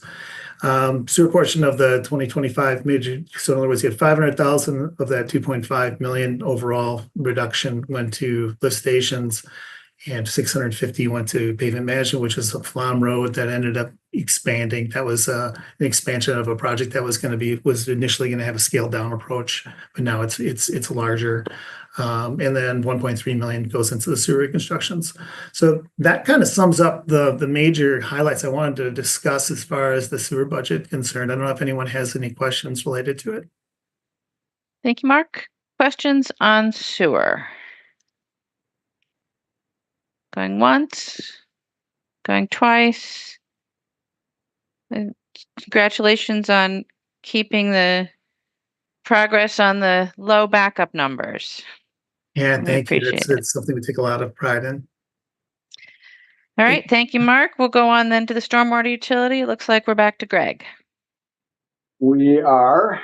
So wait, there we go. Okay. So just like Mark mentioned, the stormwater utility budget tends to bounce around a bit with the streets budget and Chris as well. So that's the biggest change in terms of where that number comes from. We did move an acquisition of land up for the Lower Badger Mill Pond, which is partially funded with impact fees. It's just east of Pioneer Road and north of Mineral Point to match a developer's timeline a little bit better, but it's been in our plan for quite some time. We also dropped a couple of projects out of the SIP, Garner Park dredging and Sycamore Dry Basin conversion. Neither of those are pressing, and we do have pressing things we have to do. So we would like to do them, but kind of wants versus needs. So move those out. And we also added a project, not really added, but we added repaying Mark, who just spoke. We're doing the clean fill disposal site just south of Yahara Hills Golf Course. That's been in the budget, approved for, I think, a year, or at least a year, maybe two now. We should acquire that land this year, hopefully. And the stormwater utility has to pay back the the sanitary sewer utility over time, because sewer utility is fronting that money. As far as project highlights for 2025, just a note, for John Nolan Drive, the stormwater utility is funding just the shoreline work and the extension of the storm sewer box on Wilson out to the lake, on Broome from Wilson out to the lake, is being funded by TIF, and the DOT project is going to have water quality at all the major new outfalls into the lake. At all those outfalls, they will be treated prior to discharge. Chris has already talked a bit about Regent Street, and that is a big storm project designed in 25. We have the box condition being studied by a structural engineer currently. There's some unusual things going on there, so we're going to have that looked at prior to the reconstruct, even though we have capacity issues that would need to be replaced in any case. Flood mitigation as an umbrella, we have a number of standalone projects for the stormwater utility. We have an isthmus bike path replacement, box replacement. It runs parallel to the isthmus bike path, basically from Patterson all the way back to Blount Street, and we have to replace that box. It is basically fallen apart under its own weight. We also have a box replacement at Comer Road, and we have a Westtown Pond project where we are going to upgrade that. That is a first for us, at least currently planned to be a pond where we would actually create additional storage by pumping the pond down between storms. So that is done nationally, but it's a first for us. So then I guess we did add a fair bit of money to cured in place lining for a couple of storm pipes for 2025. We don't do that a lot with storm, but we have a couple that are very difficult to replace open old corrugated metal, and they're very difficult to get to, but they can be lined. So that's about $325,000 new for 2025. Water quality, we're going to build dredge drying beds out at Madison Met at their facility. We have an agreement in place, so 2025 is construction year for that.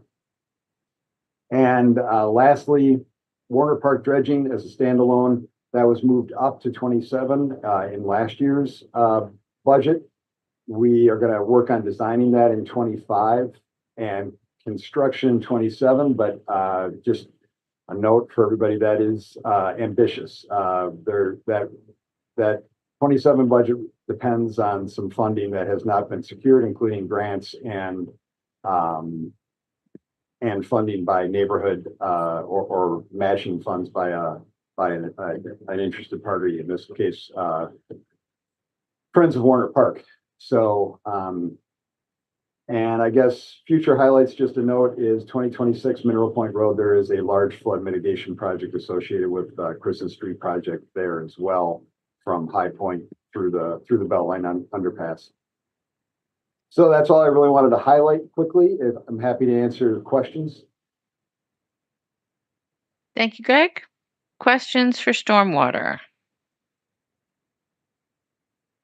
Going once, going twice, not seeing any. Thank you, Greg.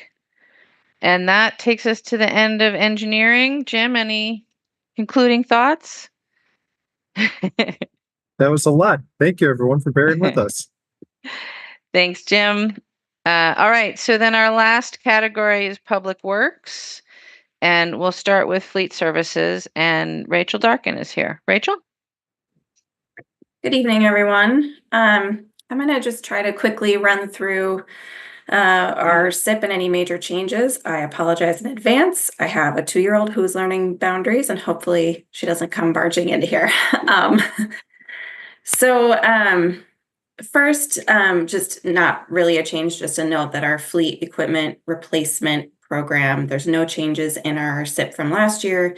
Everything's moving forward, as we said in previous years. The first big change you'll see is the fire apparatus and rescue vehicle program. We advanced funds from 28 and 29 up into 2025 and 2026. We have to purchase a few engines and ladders a little bit earlier than planned because we're seeing really long lead times on this type of equipment.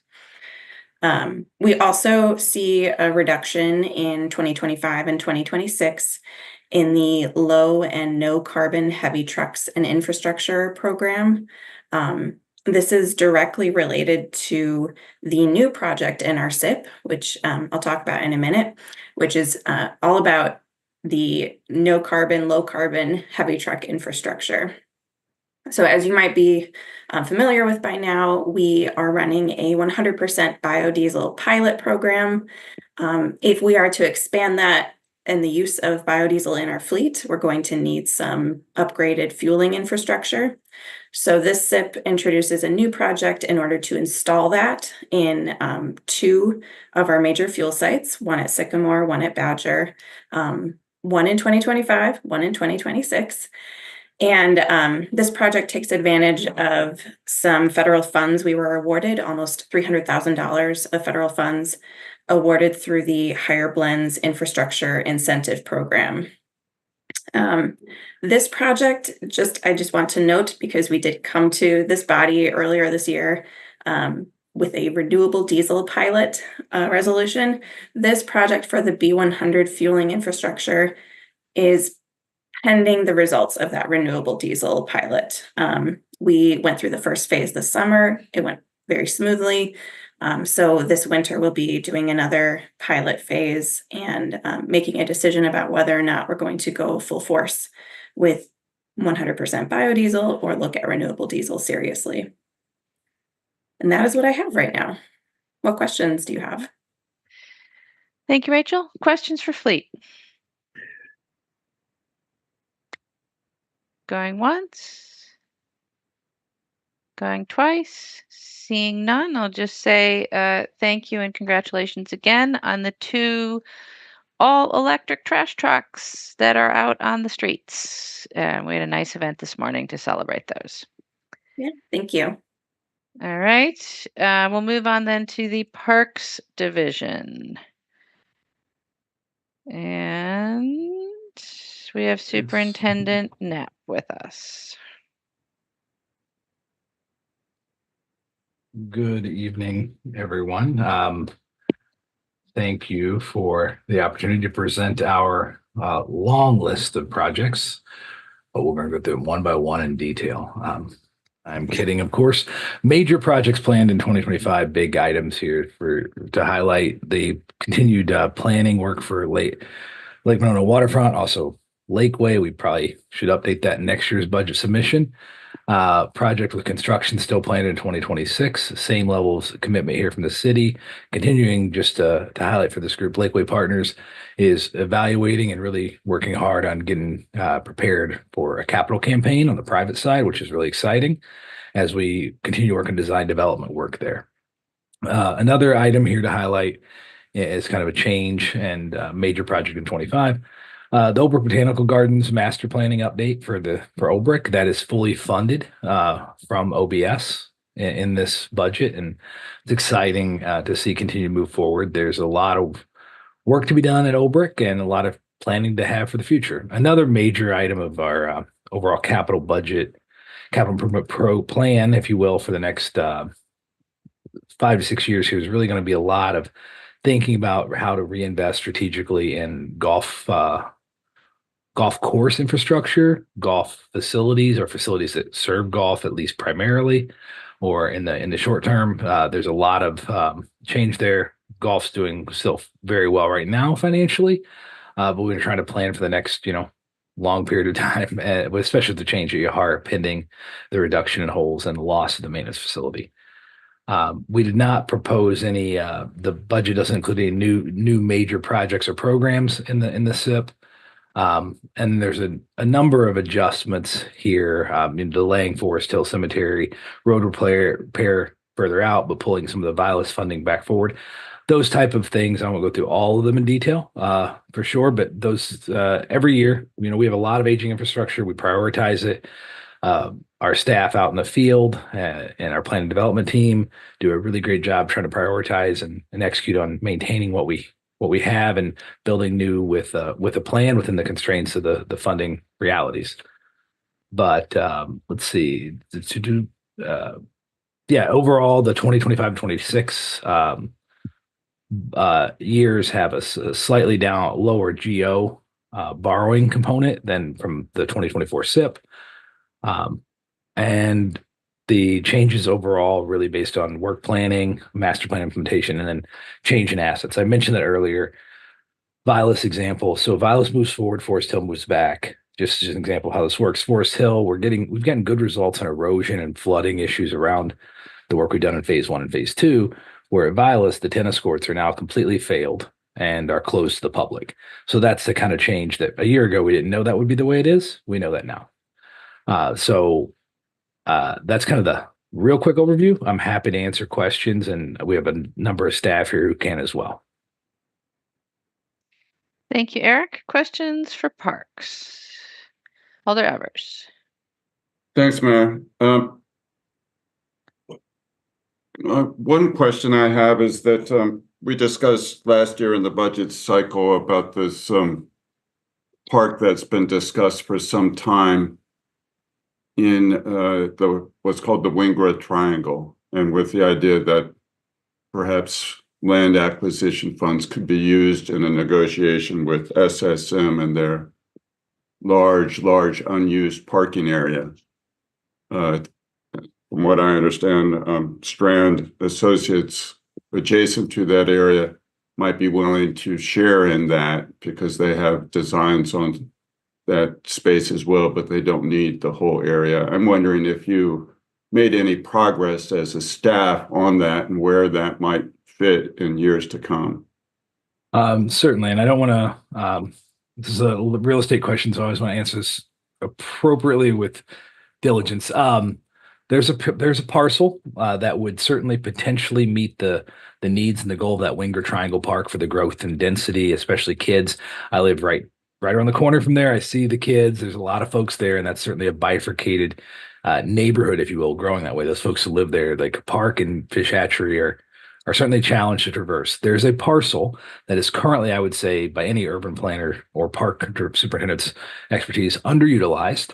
That parcel has been put on the market. It has been something the city has looked at closely. We are evaluating ways to get what we would like and to meet the needs of that park without needing to acquire the entirety of the parcel. And so, yes, there has been progress, Alder Evers. It's on our list. It's still on the horizon list. But again, the key part here was going to be that acquisition of getting the right land. I think the right land is in play, and there's movement. I'm hopeful we can come to a clear answer of how we can get what I'm confident will work for that purpose. The acre or so we need. It sounds like you're suggesting that perhaps land might be donated to the city, in which would not be a bad outcome from my standpoint. Alder, it's a real estate transaction. Perhaps we could not discuss further. I'll say we acquire parks land in a variety of ways. Some of them have expense. The good news is we have cash to pay for those from our parkland acquisition.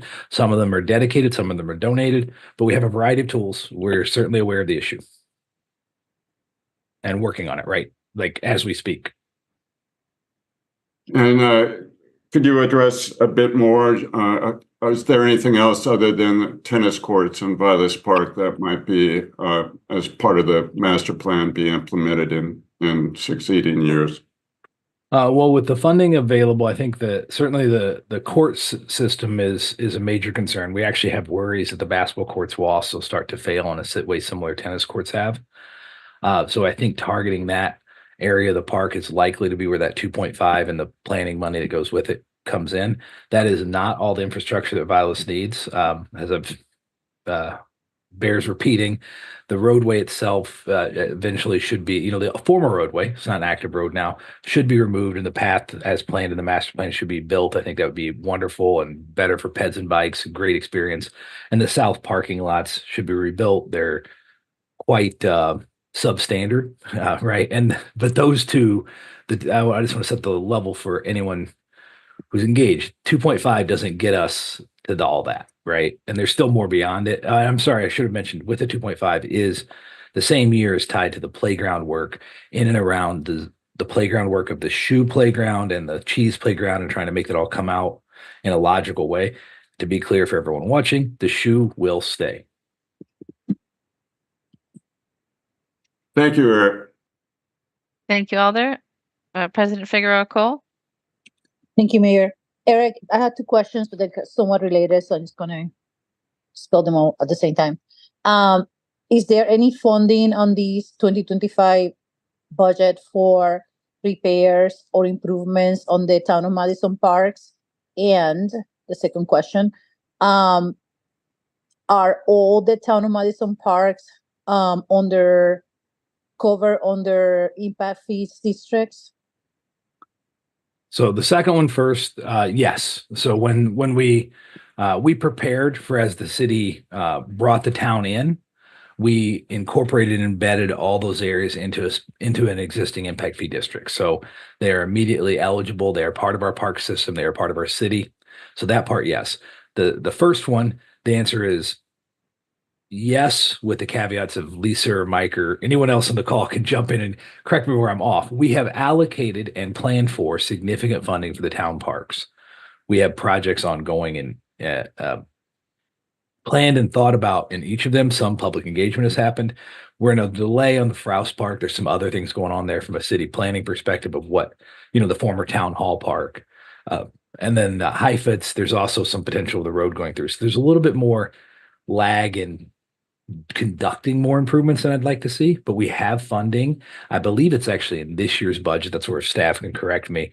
A combination of TIF and city allocation of funding to support those parks. And we have made some hazard removals of, unfortunately, some trees and some playgrounds. You may have heard us talk about. We're talking about bringing it in. It's a lot of not great stuff there that wasn't very safe, but we also made some improvements back, and not as fast as I'd like, but I think we have a good plan to do it. We have an adopted plan for Frous. We're working on an adopted plan for Heifetz as well. Thank you. Thank you, Alder. Any other questions for parks? Alder Vivier?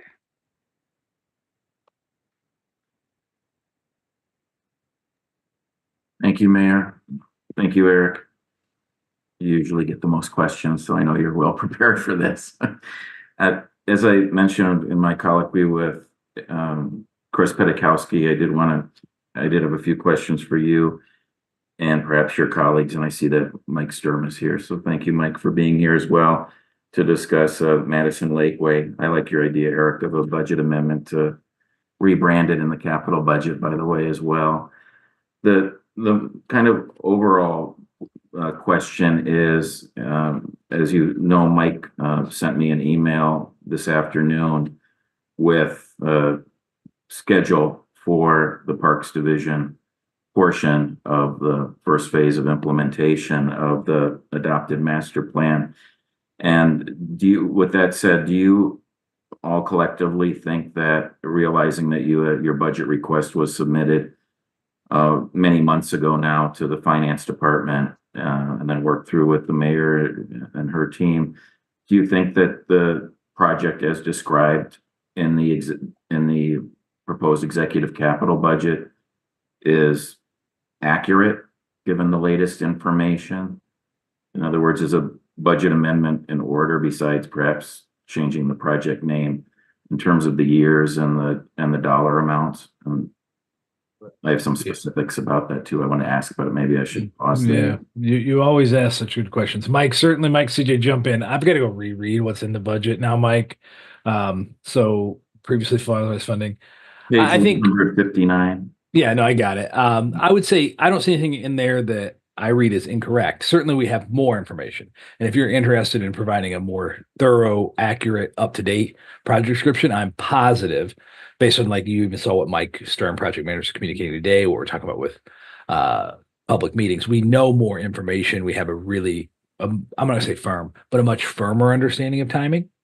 And certainly we're open to that, to clarify and add transparency to the project description. But Mike or CJ, if you feel I'm missing something there, jump in. Certainly. Thanks, Eric. So I think maybe just for the benefit of the mayor and the finance committee is that, so for the Madison Lakeway, so the rough schedule, the large course schedule is that we are working through schematic design this year, schematic design for the community causeway improvements. So this was the goal from the very beginning when we started this process in 2021, when we initiated the master plan effort. We knew that one of our key marks to hit was aligning the causeway improvements with the John Nolan Drive reconstruction. That's sort of our once in generation opportunity here to kind of really shape a critical piece of the waterfront. So good news is we're on based on what Chris presented, we're on course for that. So the goal now is to complete schematic design this year. Design development for those causeway improvements. That's when we really get into the details, materials, engineering analysis, et cetera, is going to be happening next year, 2025. 2026 will be permitting and public works letting, getting bids. And then, if everything, again, works out as we anticipate will, starting construction in 2027. And I think, Alder, what you're touching on is that as we're moving through schematic design, are some of these costs changing? And I think it is an evolving process. One of the key milestones that we're working towards with the Sasaki design team is that they're going to be providing an updated schematic design estimate at the end of the SD phase. That's going to be the end of this year. We want to have a larger public engagement meeting before that occurs. We want that public feedback. Because the team right now is working with a sort of an interagency team, and also working from all the public input that we receive through the master plan process. So I think the funding requests that are currently in the SIP are valid. Will there be possibly some adjustments? Potentially. That's where we're also working with our partners at Madison Lakeway on how that will be supported. We recognize that this endeavor, even for the first phase, needs to rely on resources beyond what the city can provide on its own. Yeah, thank you very much, Mike. Thank you for all your work on this, year's worth of work on this now.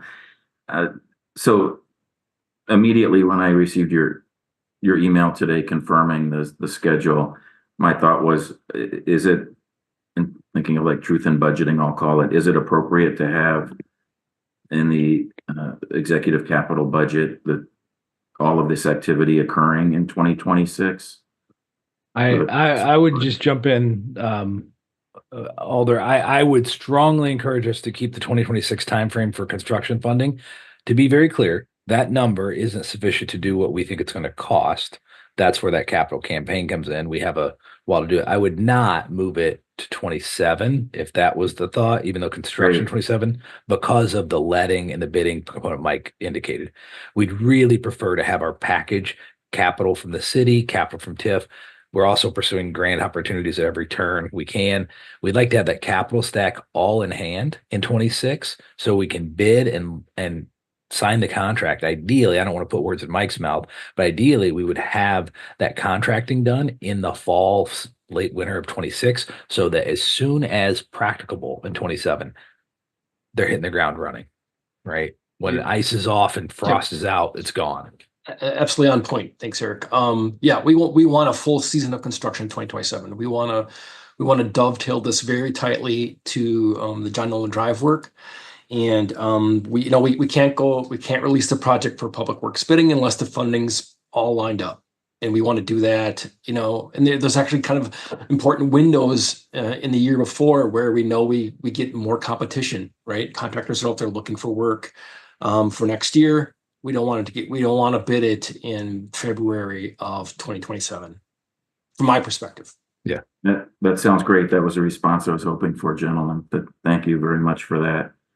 And then, we've mentioned the wonderful folks that have been working hand in hand with us at what now we're calling Madison Lakeway Partners.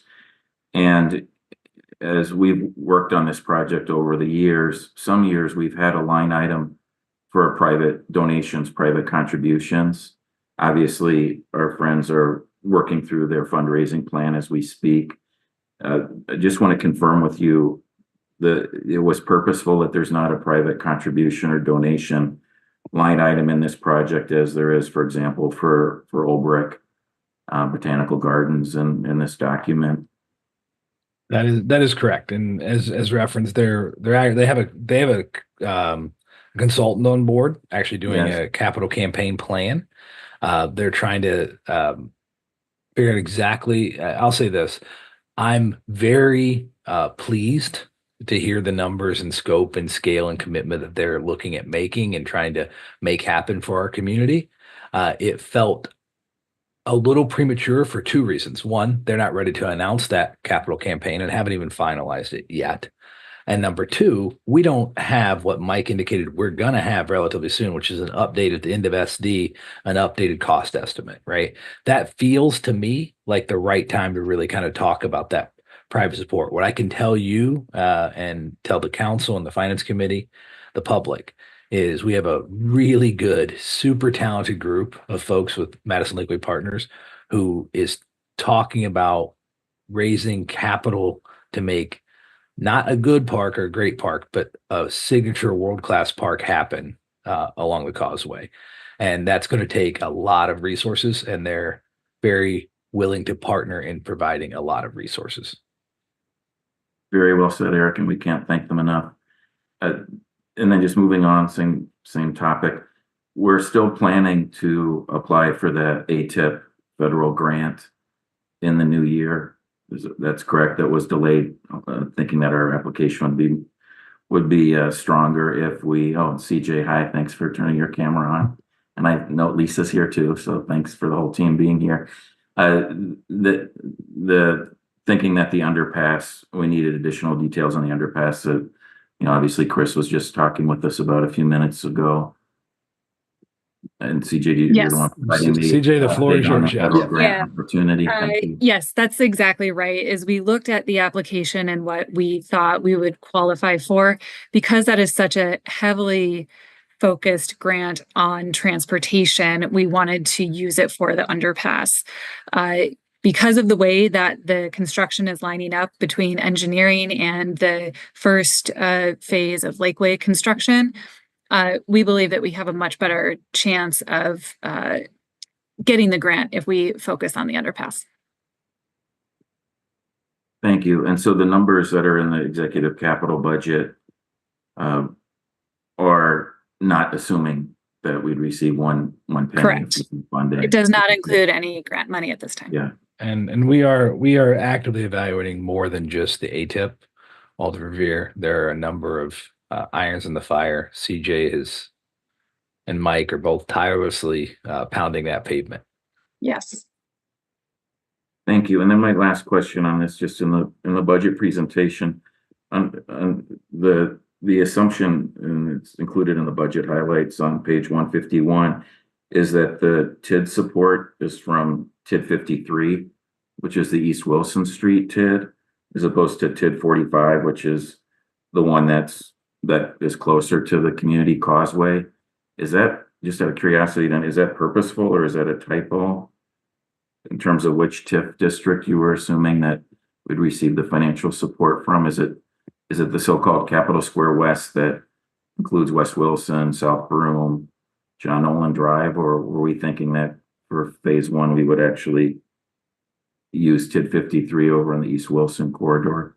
So Mike or Eric or Lisa can jump in, but I believe that we pulled which TID it was based on the current TID plan that had identified the Lake Manona waterfront as part of that plan, which I believe was TID 53, although I'm happy to triple check our work there. I am confirming that it is TID 53, does have the funding that's allocated for the Lake Manona waterfront. In the TID plan. So all the review, it's a very good catch. Very few folks I think would even know how to check that. So I'm impressed, but we will follow up with our good friends in economic development to make sure that they're still good. We still have plenty of time here, obviously in 25, if there's a thought that pivoting and changing TIF districts and adjusting a TIF plan could still be viable. But I can certainly say that we base it off on the approved TIF plan. What was in the capital budget was what's been approved for TIF plans from 53. I appreciate that. Yeah, just the engineering, Chris is using the other TID 45 for his project. So we do have the benefit of two overlapping TIDs here for this exciting implementation of the. We will look very closely at that opportunity. Yes, thank you. And then pivoting to another project area, that I just wanted to ask a quick question on. That's something that I appreciate the mayor and Eric and your team keeping as per the adopted 2024 capital budget schedule, and that's the long anticipated Birmingham Beach House renovation improvements.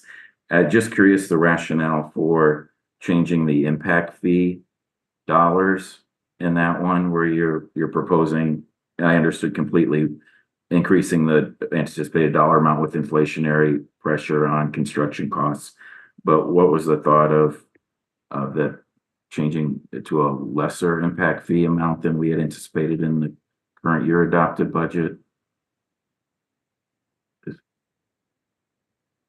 I would have to look, if someone staff wants to give me a specific reason. I can tell you this, Alder Revere, the central district in sum total is struggling more than most of our districts, or at least more than a couple others.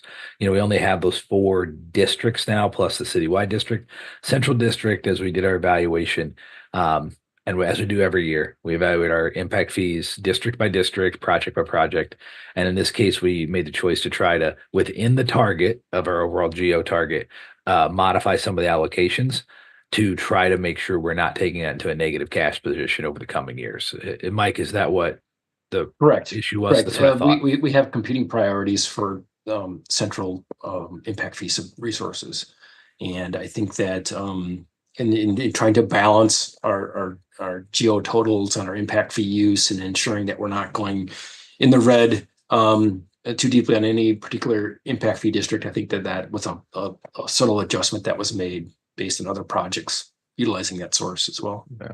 And central, Alder Revere, it's been, I won't say sad. We're still returning, getting units, but it's been a little less than we had anticipated. We might be seeing over the last couple of years in the central district from impact fee generation. I'm a little surprised to hear that, honestly, because of all the proposed new development projects that we're seeing in the central area, which show no sign of slowing down, especially student housing. Yeah, I'm hopeful some of those start to get building permits, because building permits is a key time for us. Yes, you have big electronic deposits or checks deposited with you. That's for sure. With those. Well, thanks very much. Actually, one very last curiosity question. Speaking of your impact fee districts, what's the current thought on when we would be closing out those legacy impact fee districts and we no longer be seeing them in these budget presentations? I know some of the old ones have deficits, some have balances, cash balances. Lisa, do you have a feel on that? My preference would be yesterday, Alder Revere. But we maintain the struggle.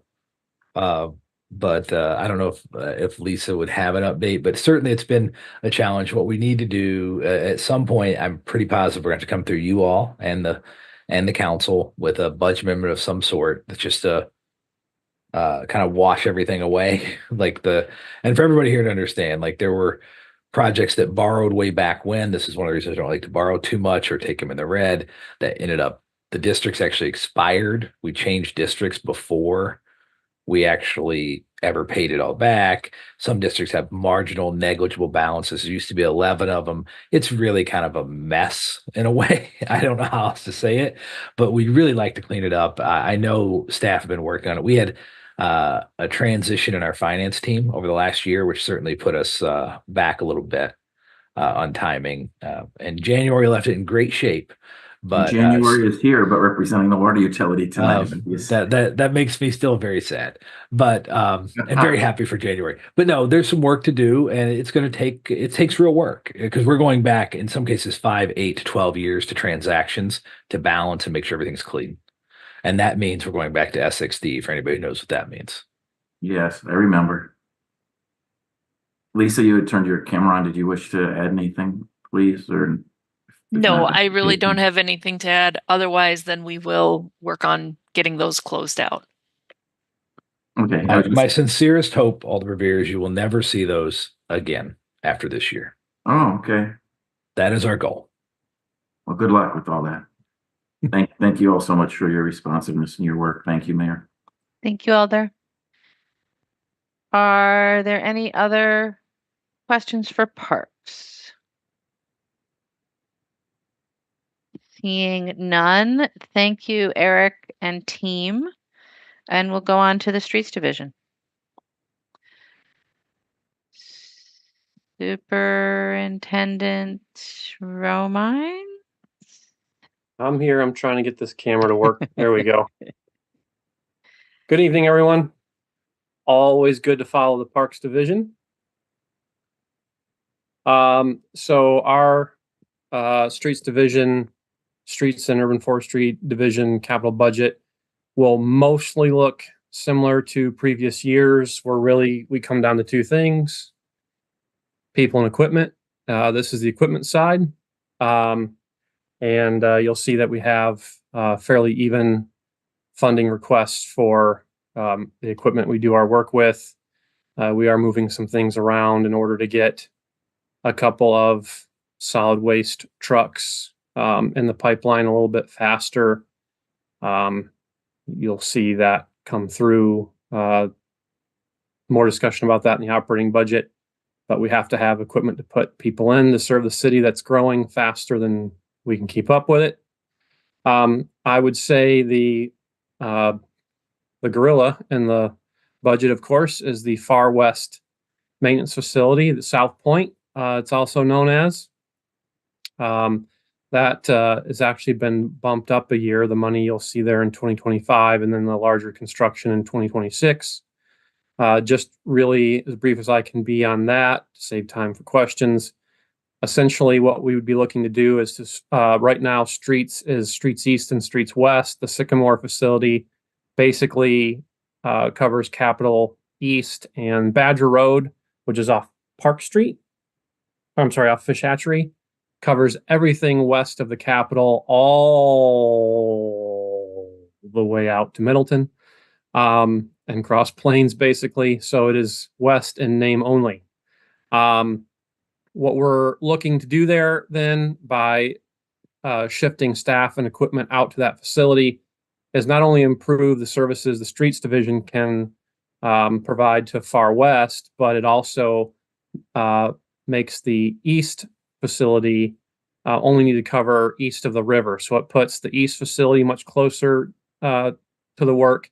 It puts Badger, which becomes central. Essentially will look something like from the river to probably around Midvale or so. We'll play with that line as we get into it. And then Far West facility would cover west. We expect friends out there as well. I think it's likely forestry will have a footprint. The intention is to have a fully fledged fleet garage out there so they can tend to not only Streets Division vehicles, but also police, and more importantly, just with the size of their equipment, fire. Currently, a lot of that equipment has to be taken all the way across city to Nakusa. We anticipate Parks may well have a footprint in that building as well.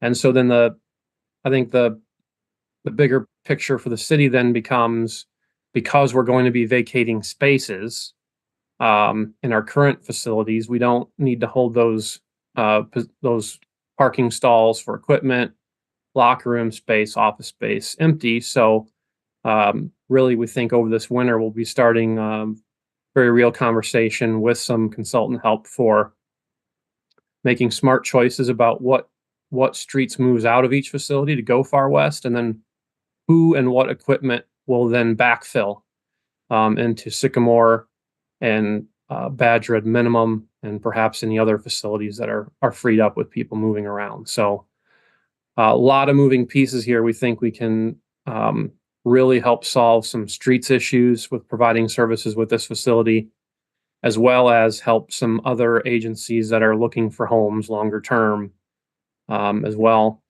And then I'll wrap up with, I think the biggest advantage we'll see for this Far West facility related specifically to streets is during snow events. If you're on that Far West side, if you're west of Midvale, west of Whitney Way, we get in a fender bender, we have an issue with a truck. it is not uncommon to be off route for 3 hours to make the round trip. Bring a truck back, remember, in bad weather, get a new one ready, and then get back out on route. And so that type of timing will be cut down tremendously, should be under an hour. So there's just advantages, whether they're very real and very specific to streets, as well as very real and more generally creating opportunities for the city beyond what's immediately obvious by building a public works facility.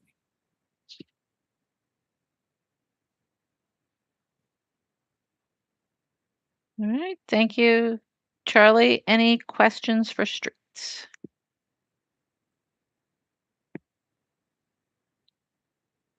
Alder Verveer. Thank you, Mayor, and thank you, Charlie. I was just wanting to ask you about one thing, and that is an update on the construction on improvements at the Olin Avenue drop-off site. I was toying with asking Brian Cooper when he gave his updates to us, and I know Brian is still with us as well, but I believe that this has always been in your budget under street yard improvements, and you would know probably just as well as Brian what's going on. Obviously, we had anticipated construction last year, and you've had delays.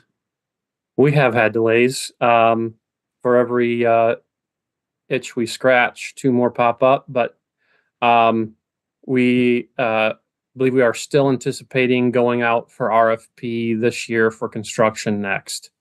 We did have the latest issue that popped up was aligning the road and trying to keep it off the landfill cap. So that's something that we can work out. It just takes a little bit more time. But the important thing is the stormwater issues were solved very creatively and to everyone's satisfaction, making the project better by Brian Cooper's and Greg Freese's staff. So that'll make the project better, but it did take some time. But we intend fully to carry on with that project. And I don't know if anybody wants that to go off sooner than you or I, Alder Verveer. So. Well, thank you. It'll be a dream when the drop-off site is able to be open, perhaps all day on weekdays, as opposed to just when the transfer operation is complete in the mid-afternoon. We see them line up almost every evening. We're open at 3 o'clock. You can get there about 2:45, and they're lining up to get in. So yes, and they're done that.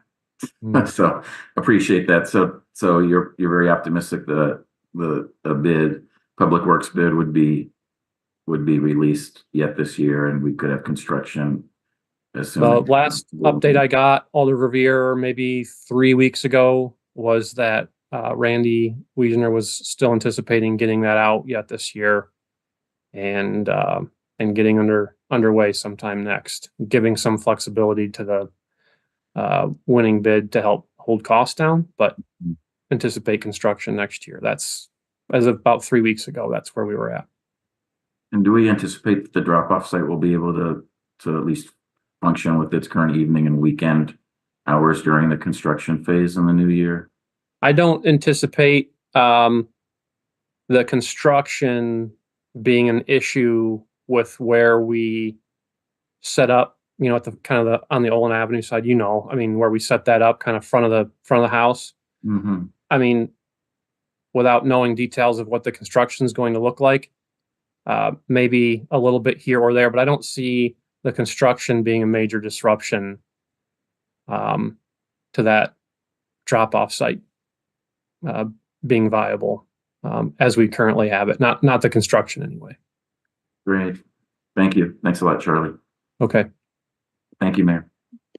Thank you, Alder. Other questions for streets?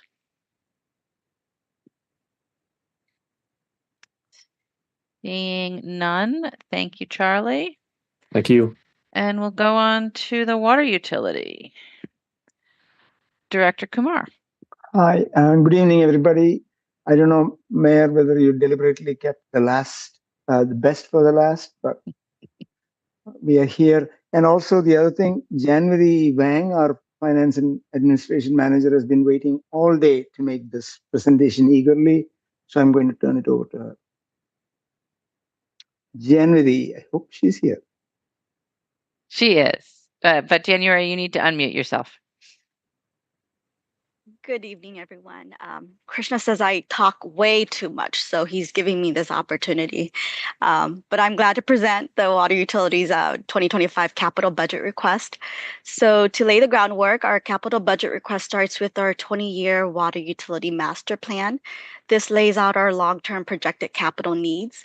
We then utilize our asset management process to prioritize the projects from a risk management and asset optimization perspective. The final step then as an enterprise is to review the estimated funds available, and our 2025 SIP budget reflects the impacts of these primary drivers. With that, you'll see that the biggest component of our SIP is the water main replacement program, funded mainly by expense depreciation, and is roughly half of our SIP budget each year. In 2025, it is $6 million. And in 2026, we're hoping to bump that number to 10 million, ultimately reaching 17 million by 2030. The 6 million water main replacement in 2025 will be funded by 5 million of expense depreciation and 1 million from reserve for the services and hydrant portion. The rest of our 25 SIP will be funded by additional transfer from operations, roughly 5 million and about 800,000 in potential safe drinking water loan. Note the major goal of the water utility is to reach a 1% annual replacement rate of the water mains in our water system, which is also a benchmark recommended by the PSC as well. So the increased level of planned expense depreciation funding would ensure that we reach that 1% water main replacement by 2030, as shown in our 6-year SIP. With that, as a kind of update, 2 of our largest standalone projects currently in construction this year are chugging along really well. We have well 15 for PFAS treatment and well 19 for iron and manganese removal. They're both slated to be completed in mid to late fall of 2025. And so with that, are there any questions I can answer? Thank you, January. Alderfield? Thank you, Mayor. I had a question about the new water facility planning line. I noticed that the source was changed in this executive capital budget. I'm wondering if this line will include the costs associated with siting a new water facility. I see that the description of major changes specifies that it's about a pipeline, but will that include the site as well? We have Pete Holmgren on here too, so I think he can maybe speak a little bit more about that. Thank you. Yeah, good evening. Just so I understand your question, it's if some of the pipeline work will improve the cost of facility planning that's coming up? My question is whether this line includes perhaps property acquisition or the digging of a new well. It's called new water facility planning, but I'm not sure exactly. I guess, yeah, if you don't mind just clarifying what that means. Sure. Yeah, siting can include potentially for a well or a storage or a combination. And in this case, depending on the siting and its location to other pipelines in our system, that can affect some of the expense on top of the cost of land acquisition. So we've been keeping an eye on that. And so would land acquisition and the other related costs be in a line item like this, new water facility planning, or would that expense be covered elsewhere in a different line? It would be included in this item. Okay, that makes sense. Thank you very much. Thank you. Thank you, Alder. Other questions for water? If not, thank you, Krishna and January and Pete. Thank you. And that is the last of the agencies. I anticipate a question from President Figueroa Cole to go through the carry forward projects. President Figueroa Cole? To what projects?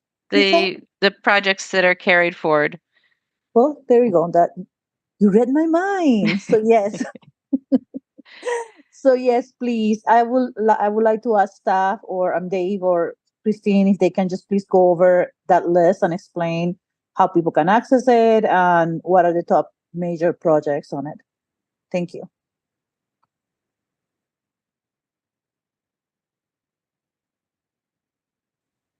Do you want to get started, Dave, and then I'll go through where to find materials? Sure. So thanks for that question. The capital budget that's before you includes carrying forward projects and appropriation and borrowing authority that have been approved in prior budgets.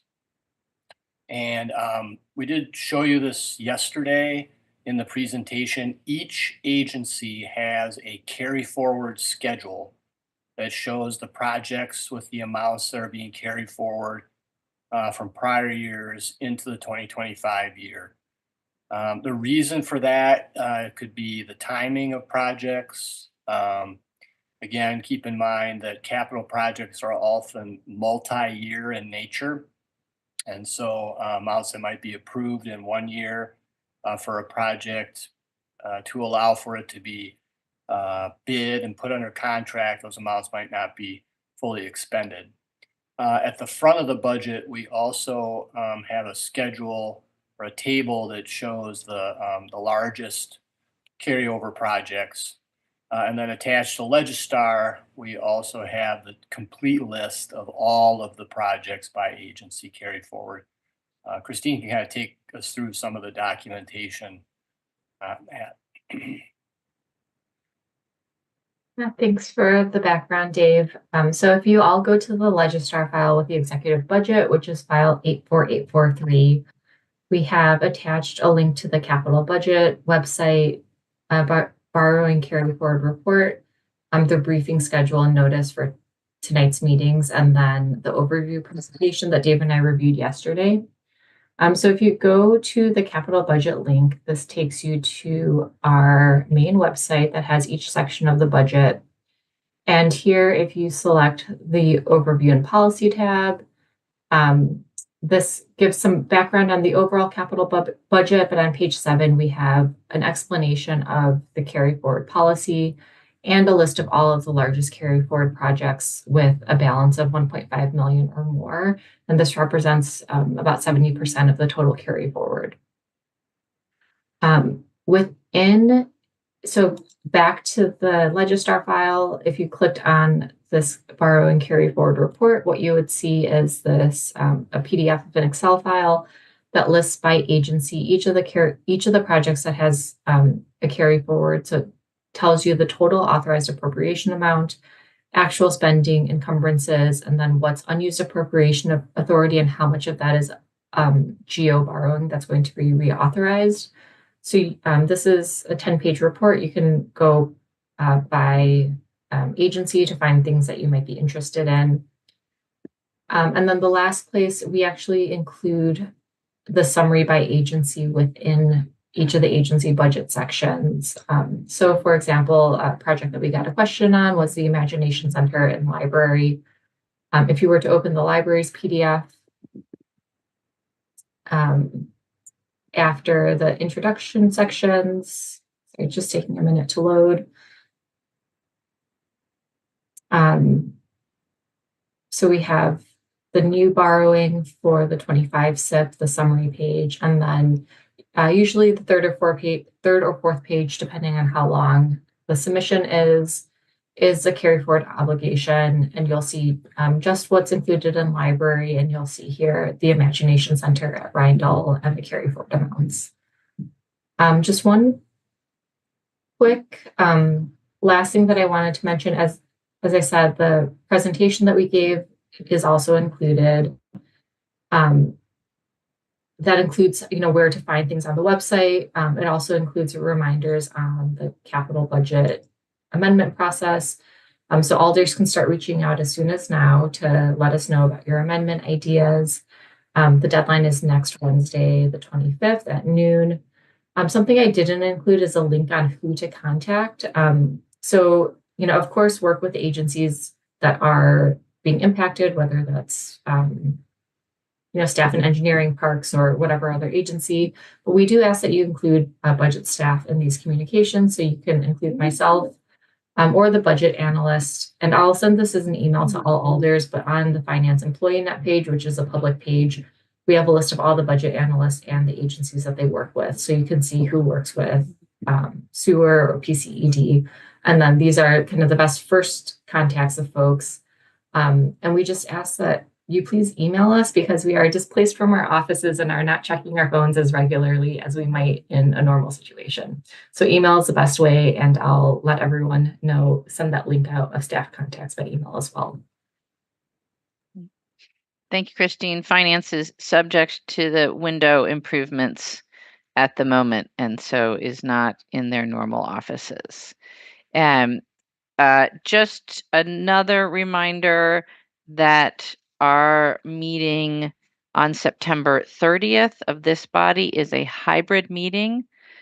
So we will be in person in MMB 215. I hope you will all join me there. But we will, of course, have the hybrid option for the public and staff as well. So what's before us is Legistar 84843, the 2025 Executive Capital Budget. I now need a motion to refer that item to the council meeting on September 24th. Move to refer to the council meeting on September 24th. Can we get a second, please? Second. Moved and seconded. Is there any discussion? Seeing none, the motion is to refer to the 9/24 council meeting. Is there any objection to recording a unanimous vote in favor? Seeing no objection, that item is referred. And that brings us to the end of our agenda. A motion to adjourn would be in order. Move to adjourn. We'll take President Figueroa Cole and Alder Evers as a second to adjourn. Is there any objection to recording a unanimous vote in favor?